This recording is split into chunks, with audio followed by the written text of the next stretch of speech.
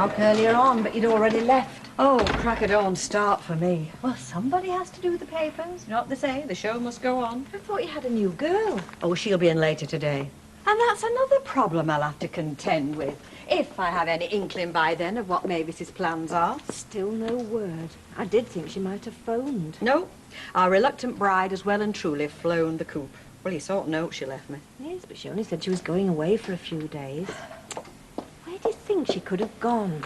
Well, she's got a checkbook and a suitcase, world's her oyster. Oh, she'll not have gone far.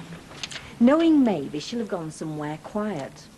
The lakes, maybe. I doubt it. Memories of Victor. Do you think he had anything to do with her changing her mind? I asked her that. She said no. Only in as much as it made her realise that she couldn't marry Derek. Tell you one thing, Emily. I mean, we both know and love her, and we know what a waffler she is. But she wasn't waffling yesterday. I have never seen her so positive about anything in all the years I've known her. Hello, Fred. The two favourite ladies under one roof at the same time. Can't be a bad start to the day, can it? I always knew you had a soft spot for Rita, but since when did I achieve a place on your hit parade? Well, that's since you started paying my wages, love. Oh. Hey, what about Mavis, eh? That would a turn-up, weren't it? Hey, listen, if she wants me to get Loverboy and duff him up, tell her to tip me the wink. I'll be only too happy to oblige. Well, I mean, it's not on, is it? I mean, jilting a lady on the church steps like that. I mean, that's the behaviour of a bounder and a cad, that. Whereas you, Fred, always behave like the perfect gentleman. Oh, thanks, Rita. I do try. Cheerio. Ciao. Poor Mavis. Nobody's going to believe she changed her mind as well. You can just hear it, can't you? That story, or an even more highly coloured version of it, clacking on every tongue in the street. Yes, I'm really sorry, Mrs. Pycroft. I appreciate it. Must have been. Well, yes. I mean, of course we check, but these things do happen very occasionally. Look, all I can do is apologise again and offer you a free insertion for your next... Well, whenever you do have one. Anyway, at least the event was a success, wasn't it? I mean, you sold most of your stuff. That's the main thing. St. Patrick's Jumble Sale. What time was it due to start? Saturday, 12 o'clock, wasn't it? Oh, no. Doors open 10 a.m. Precisely. Mrs. P and a little band of helpers stood there like idiots for 2 hours with not a punter in sight. Well, I'm only quoting from memory. I'm sure the right time must have gone to the printers. Well, either it did and he got it wrong, or it didn't and we got it wrong. Either way, see, it doesn't happen again. It's not happened before. You make it sound as though it's a regular occurrence. No, but I'm afraid it may become one. Your own timekeeping seems to be going a bit haywire lately. It makes you careless with other people's. What's that mean? Only you've been late 2 mornings in a row. Yeah, well, I'm sorry. I'll stop later to make up for it. That's not the point. Frankly, love, you look more in need of an early night than any overtime. No, I'm perfectly okay, thank you. Well, to be honest, Billy took me to this jazz club last night, right? It's great music. I didn't realise it was getting so late. I'll be on time tomorrow. Guide's on her. Fair enough, fair enough. So you're still seeing him then? Yeah, it's good company. He's quite an interesting bloke, you know, when you get him away from his own territory. He's done all sorts of things. And none of them too savoury. Yeah, but aren't you being just a bit prejudiced? Oh, really? I've known Billy Walker a lot longer than you have. Look, Ken, I appreciate your concern for me, I really do, but I'd also appreciate it if you let me make my own friends and my own judgments. I mean, fair enough, tick me off for coming in late or whatever, but what I do out of the office is my own affair. Okay?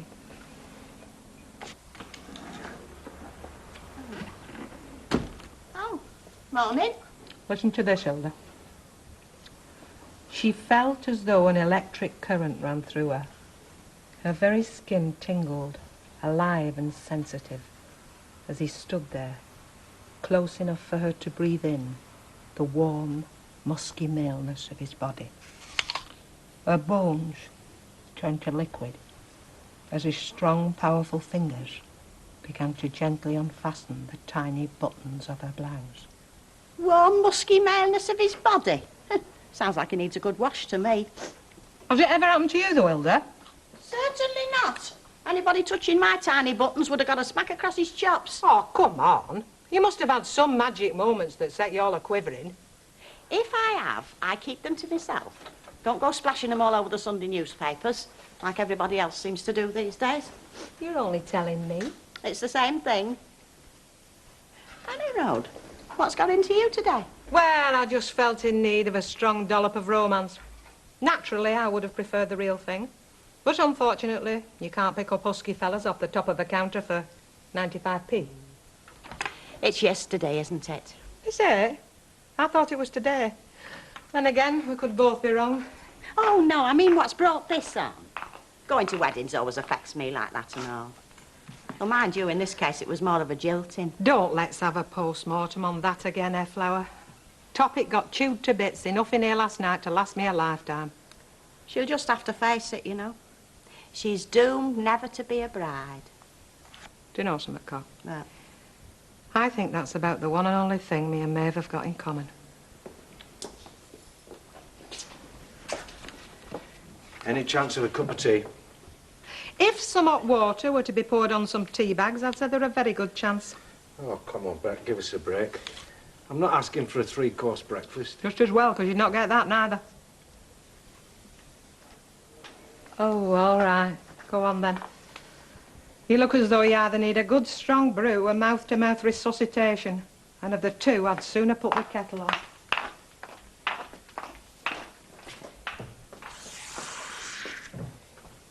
late night, was it? It was, Hilda. With young Sally, what's name, was it? It was, Hilda. Doesn't do to go burning the candle at both ends at your age, you know. Going out with a girl young enough to be his daughter can make big demands on a man. I know, Hilda.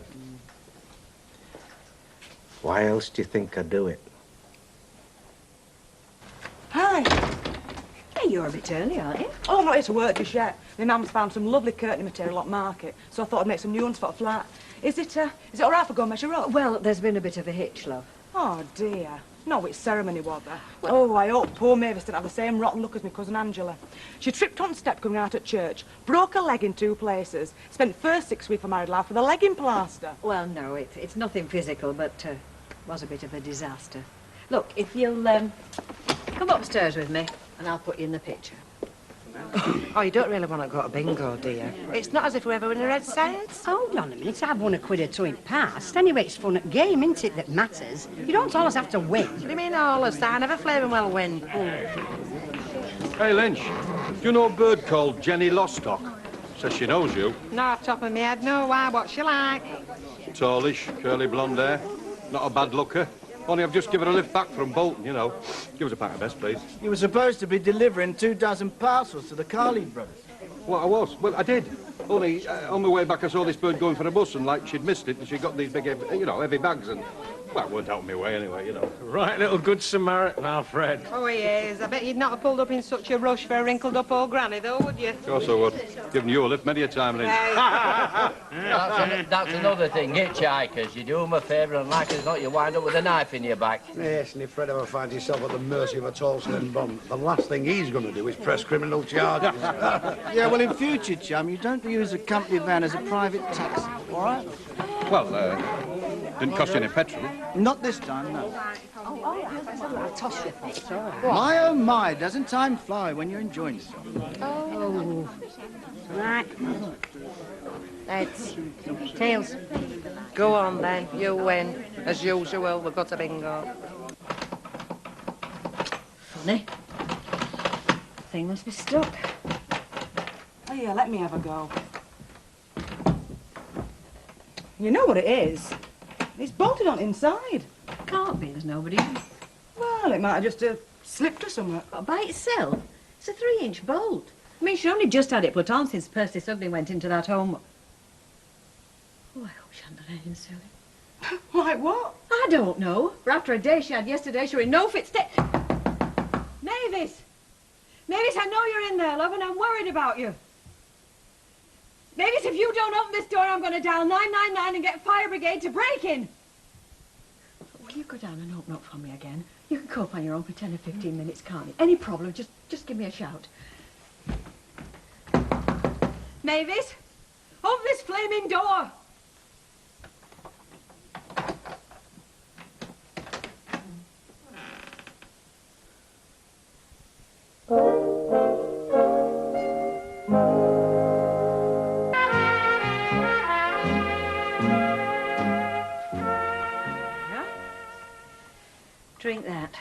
tell your Auntie Rita all about it. Though I feel more like your Granny Rita. I think I've aged 20 years in the last 24 hours. I'm sorry to give you so much trouble, Rita. I didn't mean to. Don't be daft, I'm only joking. So are you going to tell me what happened after I left you yesterday? Well, I just knew that I didn't want to be there when everybody got back, so I changed into my ordinary clothes and I picked up my case and went. I know you went. Where did you went to? Wasn't here, because I came back to check. That door wasn't bolted then. No, I went to Piccadilly Station. I don't know where I thought I was going. Back home, perhaps. Although since my Auntie Edie died, I mean, there's been nobody there for me anyway. I just sat on the platform and I watched people come and go. There's dozens of pigeons there, did you know? They're all flying about in the station all the time. They don't seem to be worried by the trains or anything. And then what? Then I came back here. Didn't seem anywhere else to go. You did right, Flower. You don't want to be wandering around strange places on your own state you're in. I'm all right, Rita. I'm surprised how calm I am. No regrets? No. No. Derek's a good man and he'll make somebody a good husband, but he wasn't right for me. I think I always knew that, really. I just wanted him to be right. Because it all seemed so suitable. Am I making any sense? Yes. Yes, you are. Far too many people get married because, well, they talk themselves into thinking that's what's expected of them. Instead of looking underneath to see if it's the person they want, not just a husband or wife. I just feel so ashamed, Dory. Oh, no. I've done a terrible thing. I don't so much mind making a fool of myself, but I've made a fool of Derek as well. He didn't deserve that. Of course, I expect you'll be wondering where all this leaves you. How do you mean? Well, you were supposed to be taking over from her, weren't you? Over there on the left, love. No, so if Mavis is stopping on now, well, you'll be out of a job, won't you? I don't know if she will be stopping on. Oh, of course she will. Poor soul's been jilted. She's got nowhere else to go. Mavis has not been jilted, Hilda. She was the one that changed her mind. That's the same tale as you were telling yesterday. And the same tale I shall be telling tomorrow. Look, all I know is he didn't turn up. Now, when the bridegroom doesn't turn up, what else do you call that but being jilted? Oh, it's not that I'm not sympathetic to Mavis. No, but, well, folk have been put to a lot of inconvenience, not to mention expense. All the wedding presents will be returned, Hilda. Oh, I wasn't saying. How is she, any road, poor girl? She's not a poor girl, poor soul, or a poor thing. As a matter of fact, she's fine, thank you. Oh, yeah? Well, where is she, then? Nobody's clapped eyes on her since yesterday. She's gone to stay with friends for a few days. Now, unless you want to buy something, we would like to close. No, thank you. I've made my purchases. You better go too, love. Sorry I've kept you so long. I didn't like leaving her on her own too much. Oh, that's all right. How am I fixed, then? I mean, what's going to happen about the job and that? Yeah. That's a facer and all. And to tell you the honest truth, I can't give you an answer. Not till I've had a word with Mavis. And she's in no fit state to discuss anything practical at the moment.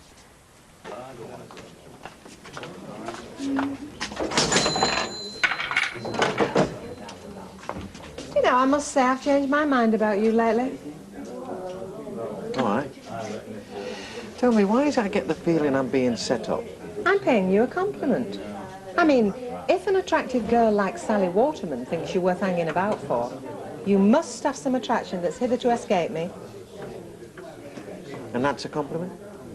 Unless you'd sooner have one of me insults. With you, it's hard to tell the difference. Yes, Terry? Right, please, Bet. Hey, Ted, where'd you meet? Had to go home early, didn't he? You wouldn't cocoa out some fellas with other wife's thumb. What do you want? Gail's just been round. My mum's phoned up and she wants you to go and pick him up. No, you tell her no chance. I am not chauffeuring about her, flaming beck and call. Anyway, car's put away for tonight. That's your final word, is it? It is. No woman impects me. A pity, that.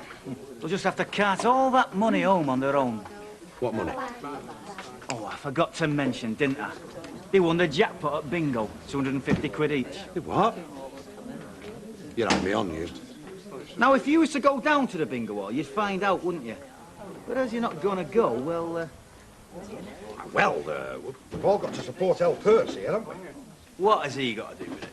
You wouldn't like to see two helpless women walking through the streets at night with bundles of tenors in their handbag, now would you? That'd be asking for trouble, that would. Absolutely. So, in the interests of crime prevention, I'll go and bring them home. Good lad. I say, Jacko, if she tries to do any backseat driving, slick her a deafening. You know, let her knows, boss. The case, that. Coming through, love. He's got the dominoes all laid out. Emily was a great help. She's always so sensible. Thanks.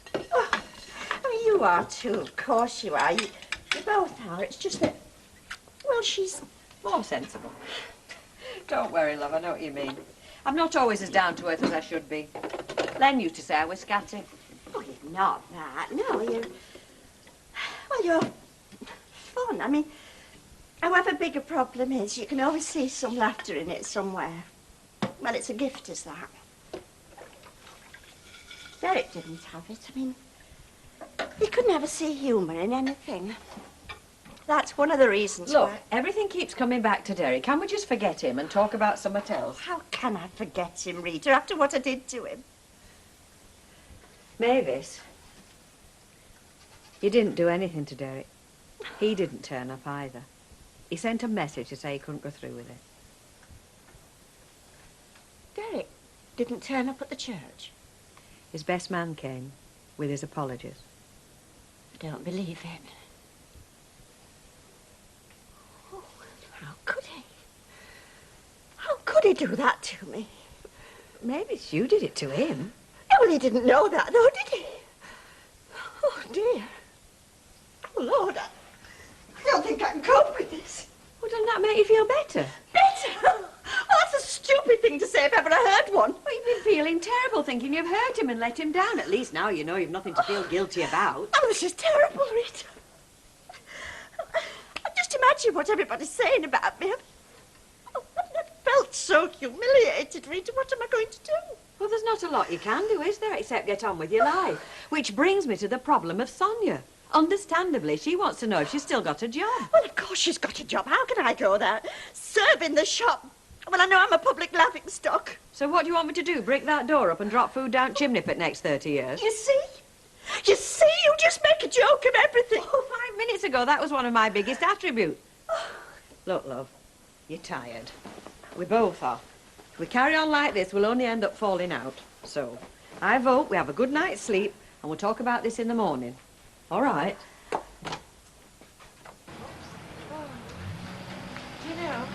Oh, he's here, Vera. Oh, bless it, Kate. I knew you wouldn't let us down. Would I ever let you down, my sweet? Your every wish is my command, you know that. Oh. Congratulations, girls. I believe we've copped for a bundle like 500 quid. Your night tonight, Vera. You see, you will argue with me, won't you? And I knew I was right sticking to my guns. I had a feeling in my bones. Oh, you lying cow. Just wanted your own road, that were all. Come on. Where to, ladies? Hey? What do you mean, where to? Oh, of course. It's a bit early, innit? I thought you might have been celebrating, you know, chicken chow mein, bottle of vino, that kind of thing. And if you were feeling very generous, you just might treat your humble menial like. Hey, what do you think, Kate? Well, I'm game. Yeah, I am and all. I'll tell you what, winning money, well, it gives you an appetite, doesn't it? Well, drive on, humble menial.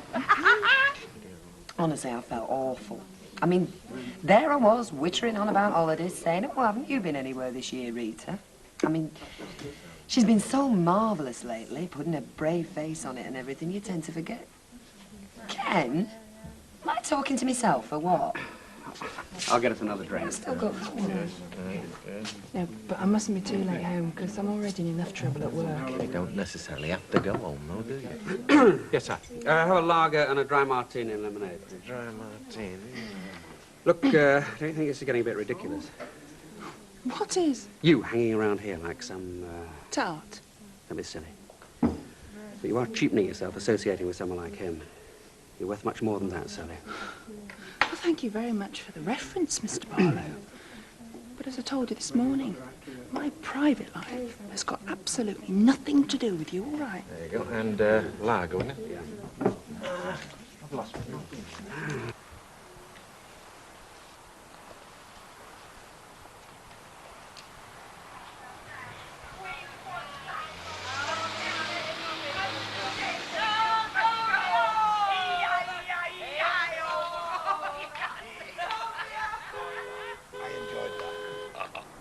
Typical of my husband, isn't it? Well, it's better out than in, isn't it? You still love me anyway, don't you? I do, love. I love everybody in the whole wide world, kid. Everybody. Even Mike Baldwin, dear. I love everybody. Everybody in the whole wide world, except my Baldwin. Hey, we're in the money. We're in the money. We can't be money. I don't know anymore. Come on, beside me. Come on, Jack. Get out of here.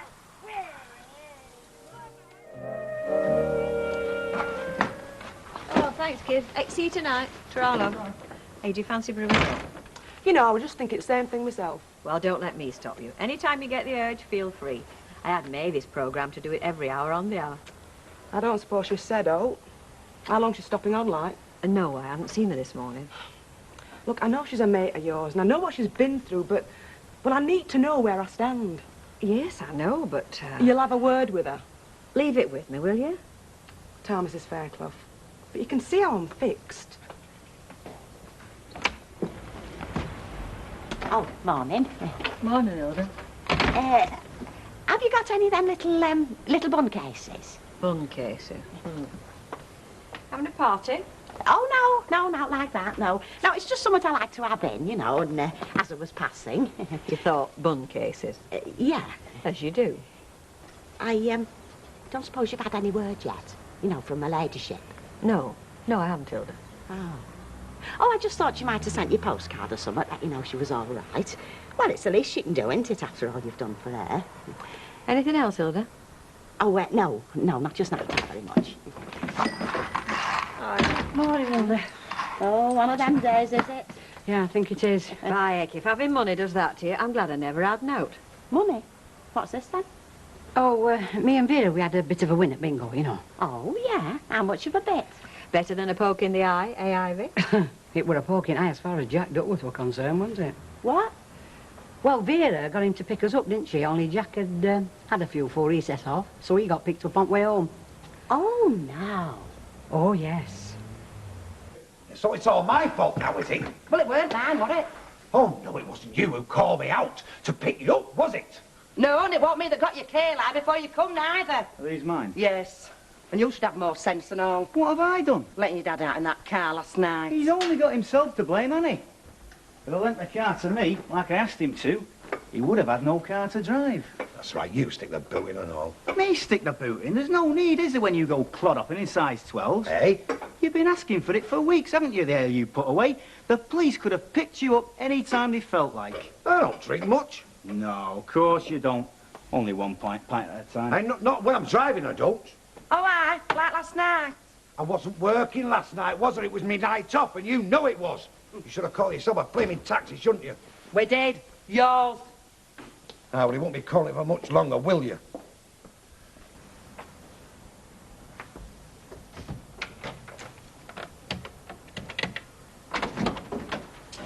Morning. Morning. So you haven't left the country, then? Sorry? I've been trying to ring you at home. Thought I'd save you a journey. Oh. Got a bother down Garibaldi Street, old Mrs. Mossop. Oh, it's come to the crunch, has it? Seems like it, yes. The bailiffs have turned up and she's barricaded herself in. Oh, I better get down there then. I tried to ring you from home nearly an hour ago. There was no reply. No, there wouldn't be. I haven't been home, not since last night. I stayed with a friend. A friend called Billy Walker. Yes, it's not a capital offence, Ken. I am over 21. I know you are. I also know Billy Walker, don't I? There's no future in it, believe me. Not for a girl like you. And what kind of a girl's that? One who deserves something better than the Billy Walkers of this world. I think that's up to me to decide, don't you?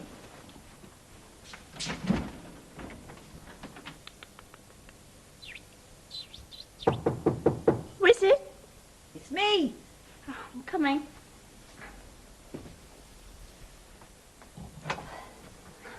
Closepin. Oh, thank you. Who do you know in Bournemouth? Bournemouth? Nobody. Oh, somebody knows you. Don't suppose you've brewed up yet, have you? No, not recently. Just put the kettle on if you like. Right.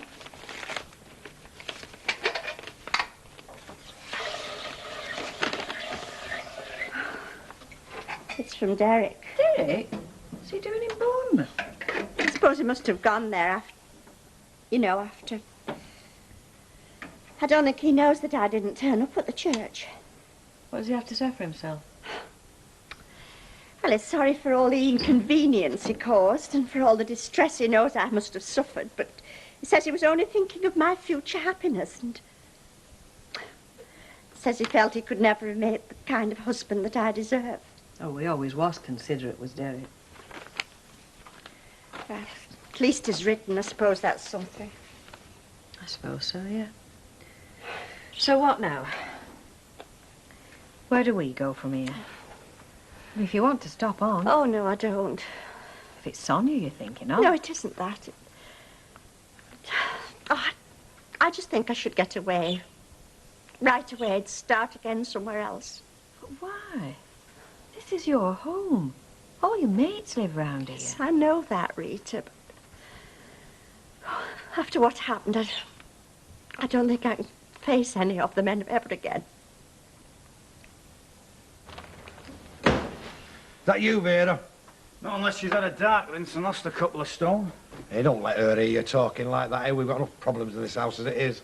What do you mean, you have? That's right. You grind us into the ground and all. Why not? Everybody else has. Come on, Dad, it's not as bad as all that, is it? It's not the first time we've been up to our necks in muck. And we're still here to tell the tale, aren't we? Something will turn up. Oh, of course it will. I mean, they're crying out for cab drivers without flaming licences, aren't they? Where the hell have you been? Say you're starving. They were queuing right outside at door, weren't they? Yeah. Anyway, it wouldn't have done you any harm to get your legs walking down there. Hey, come on, we're going to have to get our skates on, love. We're going to get to that precinct in time. Precinct? Yeah. I've just seen a girl, she fancies she's going to treat herself out of her winnings. I think I'll do the same. You? Yes, me. So if you've got any bright ideas about getting your sticky paws on my money, you can forget it. Oh, I think you warmed the plates like I told you. Don't you think I've had enough to bother about, eh? Oh, God, give me strength. I'll go and grab that table. Well, I haven't got long, I'm afraid. Well, no, neither have I, but if I don't take the weight off my feet soon, they're going to burst into flame. You don't happen to know if Sally's coming in this dinner, do you? How should I know? No, I just thought she might have mentioned. After all, you are her boss. True. But you seem to be seeing much more of her than me these days. Yeah, I suppose that's true. Much more. Well, I might as well jack it all in now. What? Were you on Shandy? And jumping Jack Flash on the wagon? That's my wages up the spout for starters, isn't it? Ducky on the wagon? Give over, you must be joking. That'll be the day. Well, there's one thing about it, he won't be driving it, will he? What? The wagon.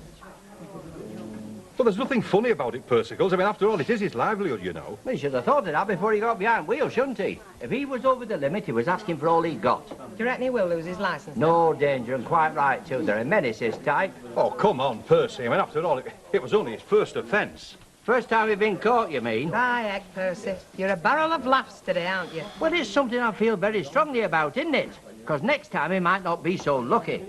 Lucky? Yes, lucky. Lucky was picked up before he did any damage to anybody else. Well, what brought this on all of a sudden? What do you mean all of a sudden? I've been trying to get you to take a break all summer. Yeah, well, you know how I'm fixed. Look, you've worked yourself into the ground since you took that newspaper over. You need a break. We all do. Well, where can we go this time of the year? Oh, don't you worry, I'll find somewhere. Well? I'll think about it. Right, I'll ring the travel agents this afternoon. Hang on. I said I'll think about it. I heard you. Sure you won't have a sandwich, Emily? It won't take me a minute to make. I'm positive. Thanks all the same. Well, thank you for coming anyway. Well, from what Rita was saying, there didn't seem much chance of you coming to see me. No. Look, I know how you must feel. But you can't stay cooped up in here forever, you know. Well, I can't go out, Emily. I don't feel that I can look folk in the eye ever again after what happened. Why shouldn't you? It took courage to do what you did. To face up to the fact that marriage to Derek would have been wrong. It's far better than ending up in the divorce courts, isn't it? Well, yes, I know, but that isn't how other folk will see it. They'll think I've let Derek down. But they don't. It's you they feel sorry for. Me? Why do they feel sorry for me? Well, they certainly don't think it was you who let Derek down. They don't? Well, not if what I've heard's anything to go by. The general impression seems to be that it was Derek who let you down. Oh, well, it wasn't like that, Emily. Well, I know that, and you do. But it's not what other folk are thinking, I'm afraid. They can't. I mean, they mustn't.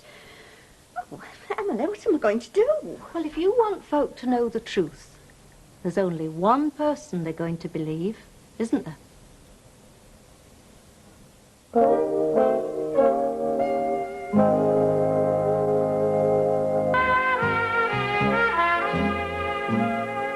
No, I'm sorry, Jack. I mean, if you were over the limit, there is no way you're going to get away with it. Hang on a minute. Now then, did he have his hat on? Who? The copper. What the hell's that got to do with it? Well, I reckon if he was improperly dressed, you could be quids in. Fred, mate, if I didn't notice a police car the other side of the road, how do you expect me to notice whether a copper's got his hat on or not? He could have been stark flaming naked for all I knew. Now, you would have a case there. Well, did they rough you up or how? Who? The coppers, dummy. The coppers? I got more flaming I grew up Vera and Ivy. Do you know, that there must be something, you know. No, I'm sorry, there's not. The only chance you got is to plead guilty. Guilty? Yeah. Admit you were over the limit. Tell them the circumstances and throw yourself on the mercy of the court. Spill them a sob story. Say that you're an honest, decent citizen who could lose his livelihood because of one little slip. Tell them you were just doing your missus and her mate a good turn, protecting them from this crime-ridden society. Oh, well, it worked, though. No, but I reckon it's the only chance you got. Thanks, love. Thank you. Go on. Hey, I hope you like custard. That's all they had left. Yeah, thanks. Right, as soon as we get 5 minutes, you know what kettle is. I'll do it now. Can't get much quieter than this, can it? Afternoon, ladies. Did you say something? I'll see to them. Wish somebody would. Yes, Mr. Sugden. Well, I've called on the off chance, really. Has my magazine come by any chance? Not by any chance, but by careful planning. Come this morning. Oh, good. Yes, love. Packet of greaseproof paper, please, love. So you're liking it here, then? Well, I like it better when I'm settled in proper like. Well, when me and Miss Riley got to know each other, we found we had plenty in common. I don't suppose you happen to keep a budgie? No, I don't. Oh, fancy that. Just talking about you. Hello, Mr. Sugden. I just thought I'd go out and get a breath of fresh air, blow the cobwebs away. Best idea you've had all day, that. So you're back then? Yes. That didn't last long, did it? What's that? Honeymoon. No, well, actually, I haven't been on honeymoon. Haven't been? No, you see, the wedding didn't actually take place. Well, love, I am sorry. I'd no idea. We've been away, you see, only just got back last night. Here, he didn't leave you standing at church, did he? No, nothing like that. No, you see, well, actually, I didn't go to the church, and when it came to the time, I just decided that it wouldn't be right. Something funny about him, was there? Funny? Not married already, or out like that? No, nothing like that. Well, I said he wasn't right for her right from the start. Well, I think it was very brave of her. There's far too many folk these days take marriage too lightly. Don't you give up hope, love. I'm sure Mr. Right will turn up one day. You know that'll be all right Paris for tea time, don't you? Still, if that's what you want folk to believe. Well, it happens to be the truth, Mr. Sugden. Of course it is, love. And don't worry. I'll go with you all the way if it's going to make you feel any happier. Do you know, some days I think that fella should have been strangled at birth.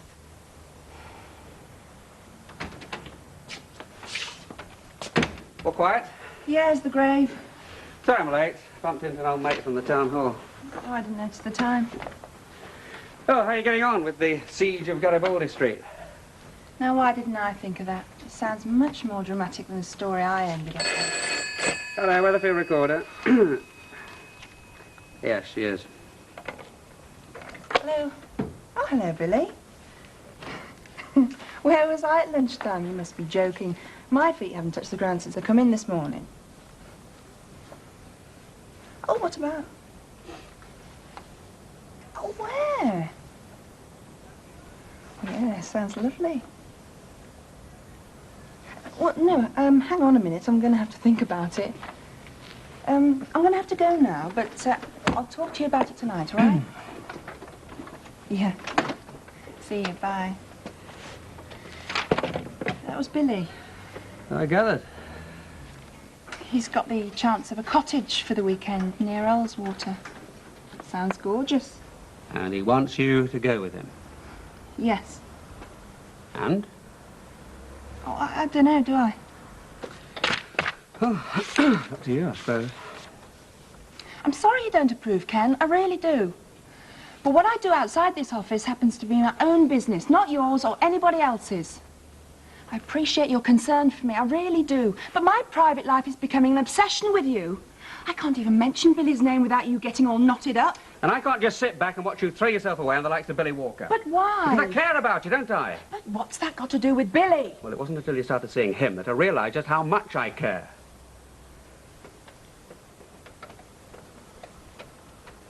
That one? Thank you. Ready for the off? That's right. I reckon you and me have got one or two things to sort out first, don't you? Like what? Like just where I stand for a start. Oh, look, I have told you. Look, I know what you've told me, but I took this job on the understanding there was a flat that went with it. Look, I'm sorry for the way things have turned out, but nobody could see this was going to happen, could Look, they? I know all that. But the whole world can't stop standing still while Mavis Riley sorts out a love life, can it? I see. Well, I'm sorry you feel like that about it. I had hoped you'd be a bit more understanding. But if you think I'm going to throw Mavis out on the street, you're very much mistaken. And if you think I'm going to keep trekking all this way to work every day, you're mistaken, I know. Well, now we know where we both stand. Yeah, I think we do. I'll be round my money tomorrow, and I expect a full week. What's going on? Now I can't handle. Where's Sonia? Gone, and she won't be coming back. Gone? Why? Oh, she started laying down the law, didn't she? Oh, trying to. So you're on your own again now? For tonight, I've got somebody coming tomorrow. Oh, I see. Well, I mean, you don't want to rush into things, Rita. If you want me to help out for a few days till you get yourself sorted out, well, it's the least I can do. I mean, you want to make sure you got the right person this time. Oh, I have. Trustworthy, experienced, house-trained. I see. Answers to the name of Mavis. Me? Well, I take it you've given up the idea of running away to sea. Yes, I have. Right, then. First thing in the morning. And don't you be late. If there's one thing I've learned from that Sonia, I'm far too soft with my staff. Oh, thank you, Rita. Not just for the job, but for everything.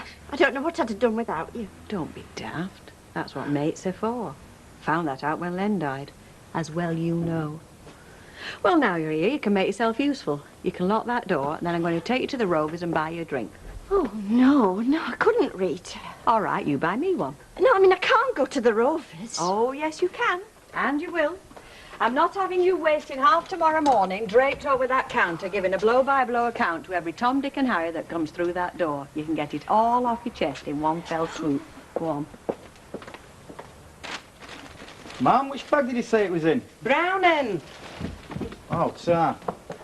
Hey, what do you reckon? Yes, great, thanks a lot. Not you, me. What do you think? How much did that lot set you back? Have you that's my money, isn't it?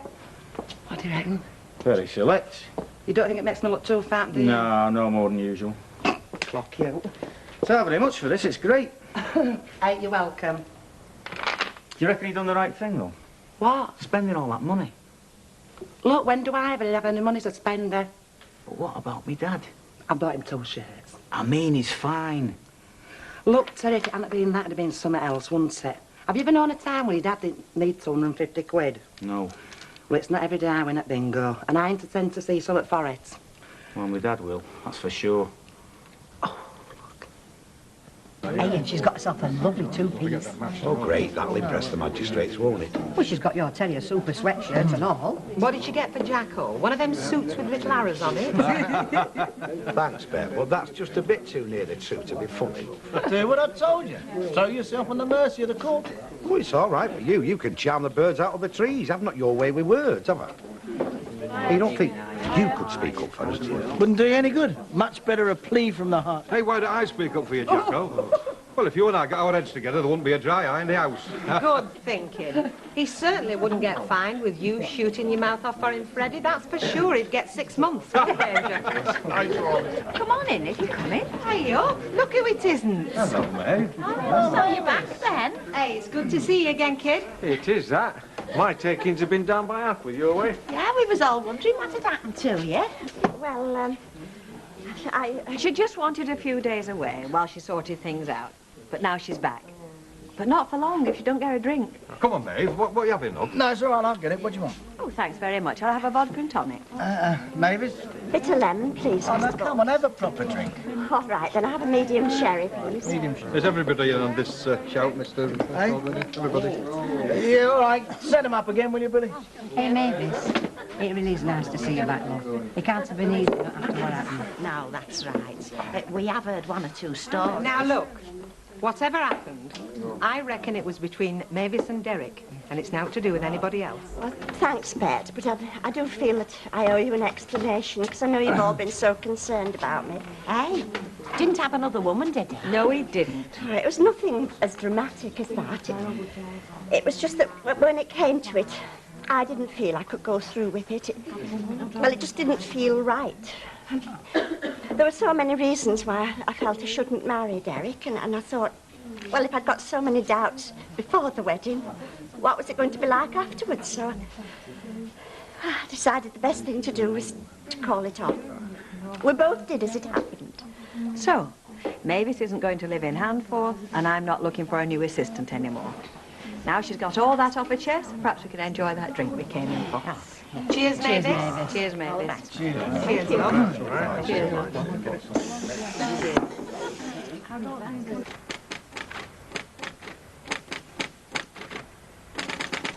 You don't have to finish that tonight, you know.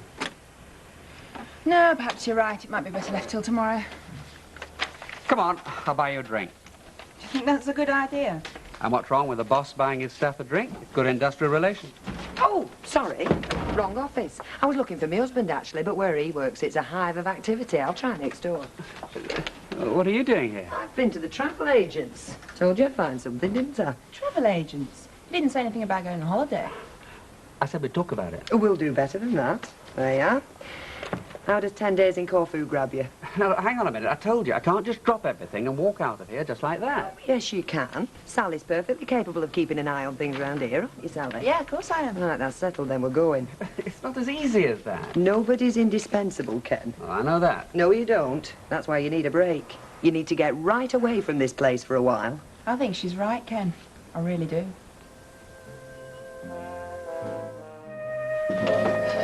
Bye, then. I'll be in touch. What's the rush? Oh, steady on. I mean, we are in the street. So what? I've got my reputation to consider. Don't give me that. You can give a tinkers about your reputation. I know, but, you know, I get these twinges now and again. Apart from the fact, my boss lives next door. Ken Barlow? He'll be doing his press-ups. Well, you can laugh, but I wouldn't like to bump into him. You get more of a thrill bumping into a lamppost. Apart from that, I don't want marmalade all over my makeup. Thank you for last night. I'll be in touch, all right? Yeah, all right. Hey, that weekend at that cottage in Yorkshire is still on, you know. Just say the word. Right, yeah. Bye. Right, little belter.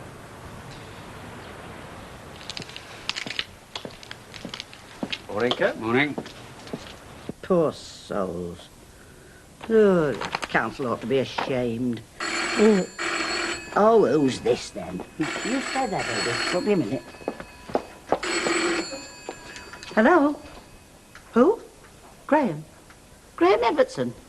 Graham! Oh, what a lovely surprise after all these years. Yeah, I'm fine, lovely. How are you? Oh, good. Good, I'm glad to hear it. Yes, if you pop around fourish, you know, after I've done my stint at the Rovers. It's not police business, is it? How do you mean, love?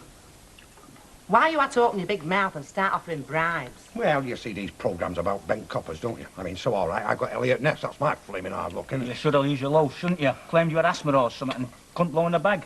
Well, let's face it, love. Your dad's not that much common. What could I do with you and your barmy mate behaving like a pair of loons? You could have said, I'm not putting my mouth round that bag. I don't know where it's been. Oh, no. You what way you were blowing? Thought we were Louis Armstrong. I thought we were going to get Tiger Rag. I tried to burst it, weren't I? Yes, well, you'd been better off doing that, wouldn't you, than coming the Al Capone touch. Oh, and what were you and your mate doing in the back then? Meditating on the evils of gambling with your eyes shut, Coco. Hey, legs in the air, we're in the money. Hey. Did he have his hat on? Oh, your dad? No, the rozzer.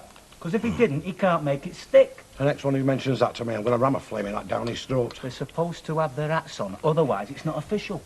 Look, it could have been minus his trousers. But how do we prove it? Hey, not so fast. Maybe this summer I could use that and trap this copper when I'm cross-examining him. I might be able to twist him into knots. Oh, give me strength. First of all, here comes this Mr. Big with his tin pot bribes. Now he thinks he's Perry Mason. Listen, I am not giving up without a fight. Otherwise, I might as well have put blooming guilty on that form they sent me. Listen, this is my licence, and I mean my livelihood. This art business might have an angle I could exploit. Other than that, I could just hope for a lady magistrate and I could use my sex appeal. Well, for Jack's sake, I hope he doesn't cop for Mad Millie. Who the ex Mad Millie when she's at home? Mrs. Mildred Egan. She's a Judge Jeffreys at the Weatherfield bench. She's a strict teetotal with the right down on drunken drivers. Oh, I reckon she'll love Jack Duckworth then. By heck, I'd love to be a fly on the wall. Be an education in that court today. I'll bet them Duckworths have cooked a right flipping tail up. Oh, are you not going then, Hilda? Wouldn't lower myself. Can you save my life, Alf? Only I've got a mark on my skirt. Happened at that wedding that Worms, you know. Yeah. Spilt some of that champagne we never drank, did you? I've got some of that stuff you dab on. Hang on. Oh, good job, lad. What are you looking at? Not much. Aye, I cannot. Folk are cheap at labour these days, but she's the first one I've seen sit on as a flycatcher. Are you referring to me? Well, there's only you stood there with your gob open. For your information, I'm after something from the freezer. And as for me gob being open, well, it's no wonder, is it, with a sight like you stood there? I was going to ask us the cat died or something. Well, somebody wants to freeze your nose. Put it in a museum. Oh, fossil nose. Biggest one in living captivity. You know, you can't be a full shilling. I mean, your husband's in court, and here you are flaunting yourself in clobber more suitable to the monkey run. Now then, ladies, if you want a slanging match, this is hardly the place. Look, I'm sorry, Alf, but I just don't like being gawped at. Excuse me. All I'm doing is choosing my Stan's dinner, which I've a perfect right to do. Gawping's all in your mind, if you ask me. Well, you've got to make an effort, haven't you? I mean, I could be called as a witness. And, of course, you never knew you might meet. Oh, inspectors, bank robbers, gas meter merchants. Yeah, well, there you go. I mean, when you're in them places, you're on show, aren't you? I wonder you're not selling tickets. Did I could scrag you, Hilda Ogden? Only I've just made my face up. You want to box it in? Now then, we don't want a murder charge as well, do we? Did I? I won't put it past her to show up and gloat. But I'll tell you what, if she does, there won't only be our Jack doing porridge. Yes? No, I was just clearing my throat. Oh, by the way, that trip to Corfu that Deirdre mentioned, it's definite. We're just waiting for confirmation of the flyer. Corfu, eh? Corfu. There's no doubt in my mind, Sally, that eventually, with the ability to make puns like that, you'll end up in Fleet Street. Sorry. I bet you're thrilled. Yeah. Ecstatic. Ken, how do you spell breathalyzer? Is it an I, an A, or a Y in the middle? Oh, you got me there. Would it be in the dictionary? No, I doubt it. The edition we've got. Well, I think it's an A after the breath and then an L-Y. Is it that Mrs. Egan, that letter she sent in? Yeah, you said sub it. At least I thought you did. You said sub the letters. Oh, did you say sod the letters? I said sub the letters, although when I get them from Mrs. Egan, I must admit. Actually, it's quite a good letter. Very sensible. I mean, she's absolutely right. Most of the carnage on the road is caused by drink. And when you get these clever solicitors with their super smart defences, people who are obviously drunk getting off on technicalities. What's the big grin all about? You amuse me. Do I? I thought I did more than just amuse you. It's this high moral tone that we get now and then. I'm entitled to my views. Yeah, but they're a pretty mixed bag, aren't they, your views? Do you reckon? Yes, I mean, we know how you stand on council corruption, on environmental pollution, and as of now, we've covered drunk driving. So you're saying you're for council corruption and drunken driving? Obviously not. No, my views echo yours or yours echo mine. But what I do find a little bit contradictory are your views on personal or, shall we say, if we dare, sexual morality as opposed to these public issues. In what way? Well, here you are, preaching your little sermons, and what did I see this morning? I saw you creeping out of the Rovers, having presumably spent the night with Billy Walker. Ken, we've covered all this. I believe a woman's body is her own property, right? And who she chooses to spend the night with is her own business. So you've more or less said. So why bring it all up again? Good question. I'm going to make a coffee. Do you want one? No, thanks. No, I'll just finish this and then I've got another appointment. Well, I must say, it all sounds very intriguing. Be something out, I reckon. Oh, come on, not be routine, will it? Not if it's been all these years since he's been in touch. Well, I just hope it's nobody in our street. I don't get you. You know, got themselves into trouble and he's making inquiries. You mean he might want you to grass? Oh, I don't know about grass. No, I mean, all joking apart. I mean, policemen are always policemen before they're anything else. I mean, I'm a policeman's widow, you know. I do know they have to be dedicated. What would you say if he were on the catch like? It depends, doesn't it? I mean, oh, I couldn't shop a neighbour. Oh, and there's no way that I could spy on them. No. Well, I mean, if he said it were police business, and he wouldn't explain over the phone, does sound like it could be a bit confidential. Oh, no, he would have gone into detail, but you see, he was ringing from the station, and somebody called him. Mind you, on the other hand, it could be something a bit more spicy. Hey, how do you mean? Well, is he married? Of course he's married. He's grown-up kids. He's getting near to retiring age. You never know, Betty. He might have harboured a secret desire for you. Yeah. I once did say that I had rather nice eyes. Now then, ladies, you're slipping. 1 minute past opening time. Queues all down the street and you're studying nattering. What is it this morning? My love life again. Naturally, we never talk about hotels. Good morning, gents. Come in. No, I'm just going to nip down the bank. You can cope without me, can't you? Oh, if this pace keeps up, we'll need tranquilizers. Just time to go scarving off just when we've got a rush on. All right, lads, go and sit down. I'll bring your drinks across. Yeah. Do you know, it's just struck me, Betty. Well, this copper that you've got calling, if he is on the sniff like, might not be a neighbour he's after. Blimey, chap, we can't park here. Look, it says court officials only.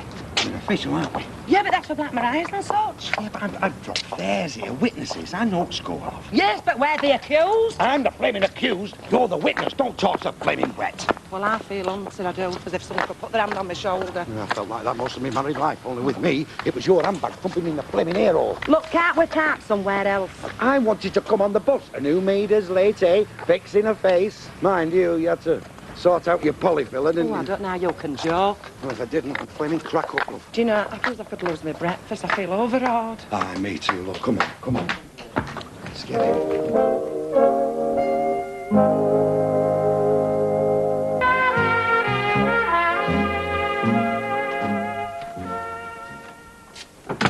Still here? Yes, I thought I'd better leave lunch till after you got back. I haven't kept you, have I? I mean, didn't have a date or anything. No, not today. No, offers even? No. Unless, of course, you're making me one. I did say I'd meet Deirdre about 1:30-ish in the Rovers. Oh, well, looks like I'll have to dine out on my own, then. I suppose I could stand Deirdre up. Are you joking? No, we simply said we might see each other. Oh, very laid back. I'm only suggesting a drink. I mean, suit yourself. No, I'm sorry, but, after what you've said, you know, about you and me. Oh, well, obviously, if you see every move I make as some sort of prelude to a casual affair... There's no need well, to I mean, jump is down. that what you think this is leading to? No. Thank you very much. As it happens, I don't see you as the type to have a casual affair. Just part of the problem. Oh, I get it. I'm on a pedestal.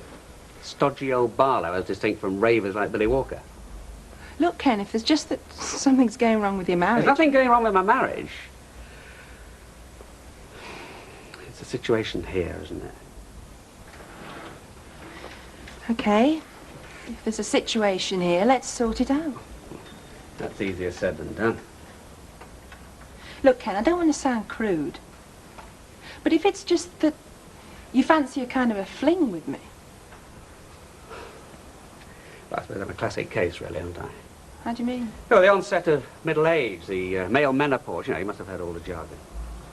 It's not since you found out about Billy Walker and me, is it? No, I think it predates that, actually. I think all that did was to sharpen the feeling, if you like. Let me get this straight. Do you see me as a sure thing? Who knows? Because Billy is... Well, he's Billy. You're different. Am I? What if I said, OK, let's have an affair? The full bit. I don't think you'd go through with it. I can't see you taking that sort of a chance. How about you? Oh, I take chances. I'm sometimes reckless. I've come out unscathed up till now, fingers crossed. Yeah, but Billy Walker, I mean, that must deserve some kind of an award. Well, just face it, Ken. In some way, I've become a kind of a challenge. Once you're on your holiday... I'm dreading the holiday, quite honestly. I just can't bear the thought of leaving you here. I'm sorry, look, you go for your lunch. I shouldn't have said that. I shouldn't have said anything. This is all turning into some kind of daft adolescent fantasy. Well, maybe we could have some kind of a harmless association, you know, on the level of go for a drink from time to time. No? Yeah, if you like. Yeah, I would. I'll just do my face then.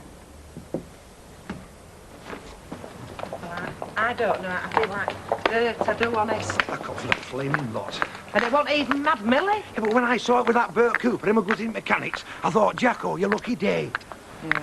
Well, these union men, they get on council, they go on bench, and then they go all soppy-nosed. Yeah, but did you see his face when I give him a wink like? That defendant got something in his eye. Yeah. All I need now is Hilda Ogden popping up out of woodwork. Hey, up. There's no wrong, is the petrol? This isn't exactly a taxi rank. No, I'm not applying for trade. It's like official business, like. Oh, are you an official? Aye, bailiff. Oh, I see. And you're a female bailiff, I take it? No. Debtor. Under arrest. Look, I should give you a ticket, but provided you move this vehicle immediately, I'll let you off with a warning. Listen, thanks, Cat. If you're ever in my pub, I'll buy you a drink. You weren't thinking of driving this vehicle, were you, Mr. Duckworth? No, I'm just getting this eggs, like. Aye. Friend of yours? Friend. The coppers are friends. You're not a bailiff, are you, sir? I used to be, but they made me redundant. You couldn't be out like that, could I? I mean, he's human, isn't he? And have you been banned, sir? Look, I can have my lad down here in 10 minutes, love. Sorry, sir. I don't know. Banned for a year. £200 fine, and now you're caught for a flaming parking ticket. Just not your day, is it? I'll tell you what, it should be you that spoke. For cruelty to a dumb animal. I suppose if your dad does get banned, he'll have no use for his vehicle, really, will he? No, not a lot. Mind you, he could raffle it. Phone Terry, your mum. Can you nip down to Magistrates Court, only your dad's caught for a ban and he daren't drive the taxi? Tell her I want my bus fare. He says he wants his bus fare. She says you'll get your bus fare and you want sugar on it. You are a diplomat, Bet. What are you? Don't speak to me like that, Vera. No. Afternoon, Sergeant. Were you after me? Why, what have you done? No, I mean in my capacity as caretaker at community centre. Oh, that is down for a raise, but not till next week. Graham! Hello. Hey, you don't look a day older. Oh. You've still got that twinkle there. Oh, can see how you get your confessions. I don't want to rush you, love, but I thought I could give you a lift. I mean, it must be as near as damn it to closing. Well, we've still got the glasses Don't to give do. him another thought. I'll manage. There's not half a dozen at all. What about Billy? Well, if Billy's the landlord, maybe I could have a word. Pull rank or something. Oh, he's out as a matter of fact. Get your coat on, tell with Billy. Sure you can manage? Will you stop fussing, Betty? You're keeping this big handsome sergeant waiting. Hey, I might take you up on that, Hanson, one of these fine days. Couldn't be Tuesday, could it? Because you see, that's my day off. It doesn't have to be a fine day. Could even be a wet day. Have you no appetite? I haven't, no. Should we split it? Well, by the look of it, you need a pneumatic drill. Been stood up, have you? Yes, I have. How do you fancy running off to Blackpool? Is this man bothering you, madam? No, he's just offering me a job as a dancing girl in Cairo, I think. I see. He's back on the white slave touch again, is he? Percy, you have been warned. You'll stay out for a giddle, you, won't you? Grey hairs mean nowt. So, it's the glorious Ned this time next week, is it? Yep, that's the plan. Well, you don't sound exactly over the moon. Do tell me if my nose is getting bigger. Ken, isn't it? He's all wrapped up in this flipping recorder. Oh, hey, man, my chip suffer. Oh, well, you've hit the nail on the head there, haven't you? I mean, I know it's our living, but at the end of the day, it's the poor man's greaseproof. Never mind. Be okay when you get there. With any luck, Fleet'll be in. So I'll bet. Send me a postcard from Corfu, and I promise I won't send you one from Rill. Oh, look at that. Rush over, is it? Well, I suppose we could always get a last-minute charabanc party. Hey, that bank you went to this morning, you weren't sticking it up, were you? Come on in, lovey. Away now, see Marmaduke. Now, come on off that chair, chicken. Now, come on. There's a good boy. Marmaduke? Yeah, I thought you said you lived alone, like, since Cyril. Oh, give over. It's my little cat. Come on, sit yourself down. Make yourself at home. I'll pop the kettle on, lovey. Oh, heck, you've got a very nice little place here, Betty. I should think you're very comfortable. Oh, I manage, you know. Bit lonely sometimes. Well, it's a good few years now since my Cyril passed on, you know, so I think I've adjusted. Anyway, it's very nice seeing you again, lovey. Although, I do take it that this isn't just a social call. No, not exactly. Well, there's no hurry, but I thought while the kettle was boiling, you know, obviously I'm curious. I'd be daft if I wasn't. Well, what it boils down to, Betty, is I've got this mate, see, with a problem. Oh, I see. He's a sergeant, like myself, like Cyril was. Anyway, to cut a long story short, his marriage is on the rocks. He's just been transferred to Weatherfield Nick, and he's looking for good homely digs. Oh, well, that's a relief then, isn't it? I'm not with you, love. Oh, well, I thought perhaps, you know, you're after a bit of information. Oh, now, come on. I mean, if it was CID, OK. Oh, I'm sorry, love, but you know how it is. Aye. Anyway, Tony, that's my mate's name, Tony Cunliffe. Well, the thing is, he's a likeable sort of chap, and, well, would you fancy taking him on as a lodger?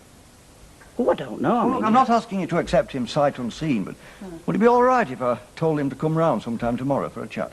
Well, I can't see any harm in it, lovey. As long as you make it quite clear, it's not 100% certain that I'm going to take him. Oh, sure, I see he understands that. I wouldn't mind lodging here myself if you turfed Marmaduke out. Oh, yeah, I had a lovely time. Me and a manky meat pie. I'm sorry, love. I mean, there was nothing really arranged, and well, it just happened I got tied up. Bet that's what Houdini used to tell his missus. I'm sorry to butt in, Kenneth, but I was just wondering, was you in court today?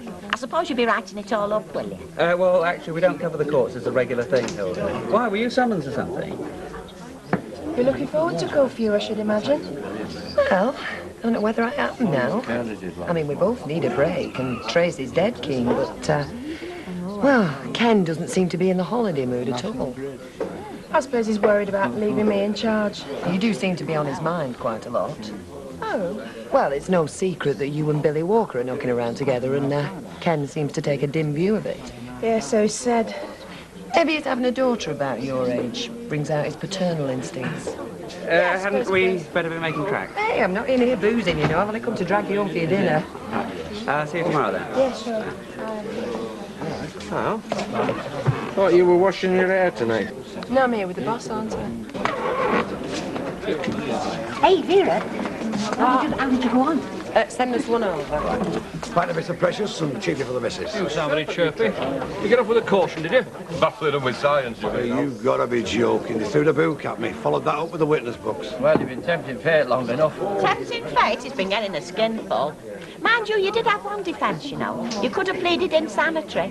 Hey, if you plead insanitary, does that mean you're coming clean? Looks like there's naught for it but signing on then.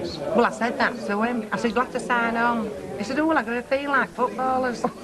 Keeping his sense of humour, then. I'm bored we'll set him on it. Oh, I don't know about that, Vera. I mean, he's already set one dead leg on, hasn't he? I could have a word with him, Johnny, and can he sew? Look, he'll do well. He's determined to find work. Jacko, you won't have a word with Alfie. He'll mark your card. He'll get you on the council, no trouble, pull a few strings. Them days is over. Come on, Costa, not. It's enshrined, isn't it? It's enshrined in the coat of arms. Weatherfield coat of arms has 3 fellas on it, right? 1 working, 2 watching. That's a load of baloney. Anyway, council wouldn't look at the fellow with the criminal record. No, aye. Anybody that employ a peeping Tom and employ anybody, won't they? That's a slanderous remark. You want to get your facts straight. Anyway, I am not drawing the door. Oh, come on, Jacko. It's your right, innit? Oh, it's shaming, though, Fred. Come on, mate. It's a racket. There's millions there going that people aren't claiming. No, but when you've worked all your life, the idea of charity. He's pulling our legs. You should see his slate. Jacko, use your love. I mean, look, just think, over the years, how many thousands have you spent in tax and insurance? Well, they do keep sending me these demands. Well, now it's your turn to demand, mate. No, it's fairer tonight. Look, if I was you, I'd stay on the dole for a year. I'd milk the system for all they've got. I'm off. There's no jobs going at your place, is there, love? What, you mean for me dad? Mum, it would kill him. There aren't any anyway, but... They once as fit as you know, when we were courting. Every chance he got, he used to take me on them rowing boats at Bellevue. Just to show his muscles off. Now he hasn't got strength to drag himself out of bed. Jack! I'm coming. Yeah, well, see you do. I want to see you down here before I leave this house. Any road, you let me know if you find yourself short of a bob or two, won't you? Oh, Tom, love. Well, I mean, my dad won't be shipping in now, will he? No. Now he's got perfect excuse not to answer. Morning. Oh, you managed it then? Of course I did. Anyhow, I'm gonna... Yeah, thanks to the Lord. Look, we'll get through if we all pull together. Yeah, of course we will. Ta-ra. Right, ta-ra, son. Oh, I can't bet they're going now. Look at the time. Right, ta-ra. Hey, but before I do... What? You're not going to sit around here all day, are you? No. Yeah. You're going to try and find another job? Look, of course I am. Look, not only me out there, there's millions, you know. Oh. Look, I mean, just don't go expecting miracles, all right? No, I stopped expecting them years ago.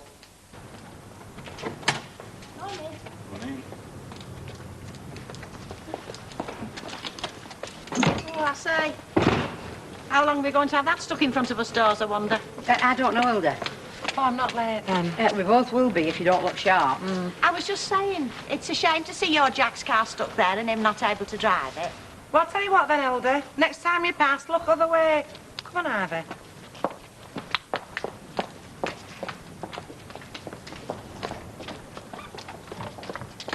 Oh, happy birthday, Kenneth.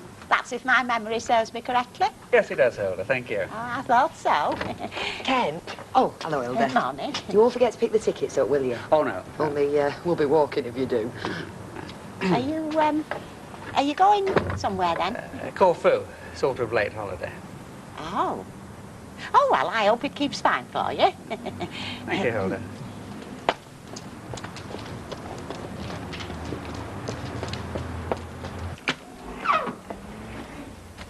Oh, morning. Hello, Hilda. Hey, listen, Corfu. Where's that exactly? Greece. It's one of the Greek islands. Oh. Oh, that Corfu, yeah. Do we need anything in the cleaning line? Only I've been nipping into town for a while. Oh, you could get us some more disinfectants. That's never wasted. Right. Oh, and some air fresheners. Always have to put 3 at a time in them toilets. Thank you. Oh, just going to move them out of my way. Are you off on holiday and all, then? Only I couldn't help noticing something about holiday cottages. Why, Gumilda, there's nothing wrong with your eyesight, is there? Well... Holiday cottages, yeah? Yorkshire Dales. I thought I might manage a couple of days in one. Oh. Happy now? Perfectly, thank you. Thank you. Oh. I'd be no good if I forgot Boss's birthday, would I? Oh, thank you. Thank you. How on earth did you know? Oh, I have my confidential sources. No, don't you remember us doing the horoscopes that time, and I asked you what you were, and you said... Oh, yeah, I remember. Oh, wow, very nice. It is what you use, isn't it? When I can afford it, yeah. You're an observant young lady. Anyway, some people are concerned. Oh, not interrupting an editorial conference, am Oh, I? hi, come in. Only I was just passing, so... Yeah, we're just having a coffee. Do you want one? Oh, not for me, Tana. Oh, can I? Fine. This came this morning. Apparently there's a vacancy weekend after next if we put our skates on. Right, I'll have to see how I'm fixed. Yeah, well, you hang on to it and I'll see you tonight, eh? Yeah, if you want to. Of course I want to. See you then. Bye. See you, Ken. Bye. You know where that layout for page 5 has got to? Would you like me to look for it? Please. Right. I'm wondering if it's money that's worrying him, you know, what it's going to cost. Because something's putting him off it. Well, it's an expensive do, isn't it? You see, it's been me that's more or less forced him into it. Do you know, for 2 pins I'd cancel. Well, you wouldn't necessarily get your money back if you did that, would you? I don't know. Oh, I couldn't bring myself to tell Tracy anyway. She's been counting the minutes. Listen, he'll enjoy himself when he gets there. We're all same as fellas, you know. I just wish I had somebody making me go away more often. Go on then. You've talked me into it. Where we're going to go? You will be paying for those one day, will you? I mean, that's the 5th packet this week, you know. This is my way of making you save up so you can take me somewhere exotic. They say Honolulu's nice out of season. Oh, yeah. Hey, I'll tell you what. You find somebody that does day trips, and you're on. You'll never make a sugar daddy, Alf, not even if you take lessons. Fetch me some Greek rock back, love. Hey, I will if I can find any. I mean, he really throws himself out and so into that job of his, Ken, doesn't he? What, recorder, yeah? Yeah, that's why I'd be reluctant to go away. It's all the more reason why I should be made to go. You know, I hardly slept a wink last night, worrying about this idea of me taking a lodger. Hey, there, Betsy, I thought you were all for it yesterday. Well, that's not today, is it? What do I want with the lodger? It's not as if I need the money. The idea of a stranger walking about my house. Who knows? So why didn't you think of this yesterday when Sergeant What's-His-Name came to see you? I don't know. Because I'm daft, I think. Yes, ladies. Do you want a lager or what? Yeah, go on. 2 lagers, better, please. I think I'll slip down to our house, see if our Jack's had any luck yet. I'll keep my fingers crossed for him, dearie. Well, we're a lucky family, us, aren't we? Always have been. Oh, I know, love. £200 fine. Crikey, you'll no sooner have got that bingo money, you'll be saying goodbye to it. 68, thanks. Though it weren't only me that were doing a favour for, wasn't it? When he picked us up and got breathalyzed. But I don't want you to feel under any obligation, you know, like to chip in. Not unless you want to. Well, no, I don't, as a matter of fact, dearie. I'm sorry about what happened, but I don't see that any of it my doing, or I should have to pay for it. You were in car. But I wasn't driving, was I? And unlike your Jack the inebriate, if I had been driving, I wouldn't have drunk so much. Thank you. Hello, Mrs. Ogden. Now then, what would you like? Well, I like to help, but let me get them. You've treated me often enough. Oh, now... No, I insist. After all, we do live in an age of equality between the sexes. Oh, well, not very much then. Don't tell me you've turned feminist, Hilda. Oh, you can laugh if you like, but I think it's high time women's voices were heard more than they have been. What, round here? 70s, that? Round anywhere you care to name. We've took a back seat long enough. Well, I'll bet Jermaine Greer will be glad to hear that. I bet he will, yeah. Oh, well, cheerio, Mrs. Ogden. All the best. So, is he still coming round then, this lodger you don't want? No way of stopping him, is there? Look, would it help if I came back with you, love? A bit of immoral support? No, thanks. Well, I appreciate it. Thanks ever so much. But no, I got myself into this mess. I'll just have to get myself out of it. No, I'll just have to say to him, I'm sorry I made a mistake. I mean, if he thinks I'm peculiar, well, maybe I am. Right, I shouldn't be more than an hour, love. I've heard that before and all. Well, the only reason I leave the shop is because I know it's in good hands. See you, love. Anyway, you've got company coming. Are you all right, Ken? Yeah, not bad. Nothing personal, I'm just going. Ta-ra. Ralph. Tickets? Yeah. You got it? No, that's why I'm here. Could you pick up the blessed things? I'm up to my neck trying to get things sorted out for next week. Oh, Ken. Hey, look, I've got to get to the printers for this week's paper, then I've got to get back and start sorting out next week's. You don't want us to go. That's it, basically. Well, look, we are going, aren't we? So there's no point in going into that. All I'm asking is, will you please pick up the tickets? Well, how can I? You've just seen Alf go out. I can't leave the shop. Look, Ken, what is it?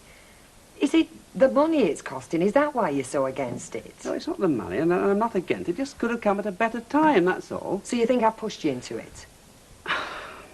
Look, forget it. I'll pick up the tickets. Ken, tell me, will you? Tell you what? Why you're so against it? Is it the expense? Can we not afford it? No, we can afford it, and I'll pick up the tickets. I'll see you later. See you tonight, okay?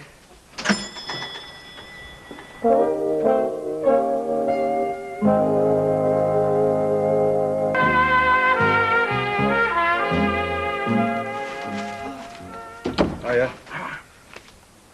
Hi. It's too late for a chip, kid. They've all gone. Have all the jobs gone, though? That's what I'd like to know. They have, I. I've just been telling him, Vera. He ought to claim off the state, you know.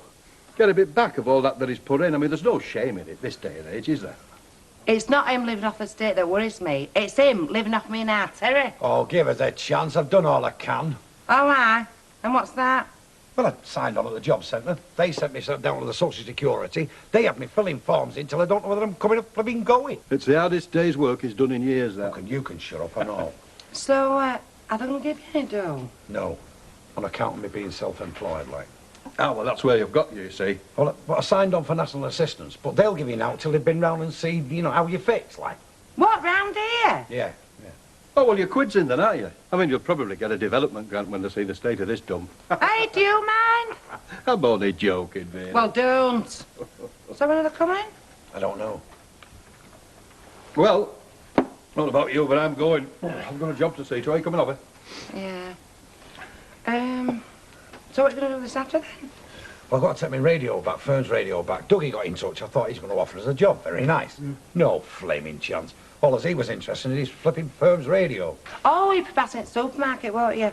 Get us a £5 bag of potatoes and a large white sliced loaf. I'll straighten up what you have to. Well, come on then. Right. See you, Jack. I see you. Oh, by the way, Jack, if you're going anywhere near the Bookies, draw this for me, will you? Might be a drink in it for you if there's out to come. Oh, come on.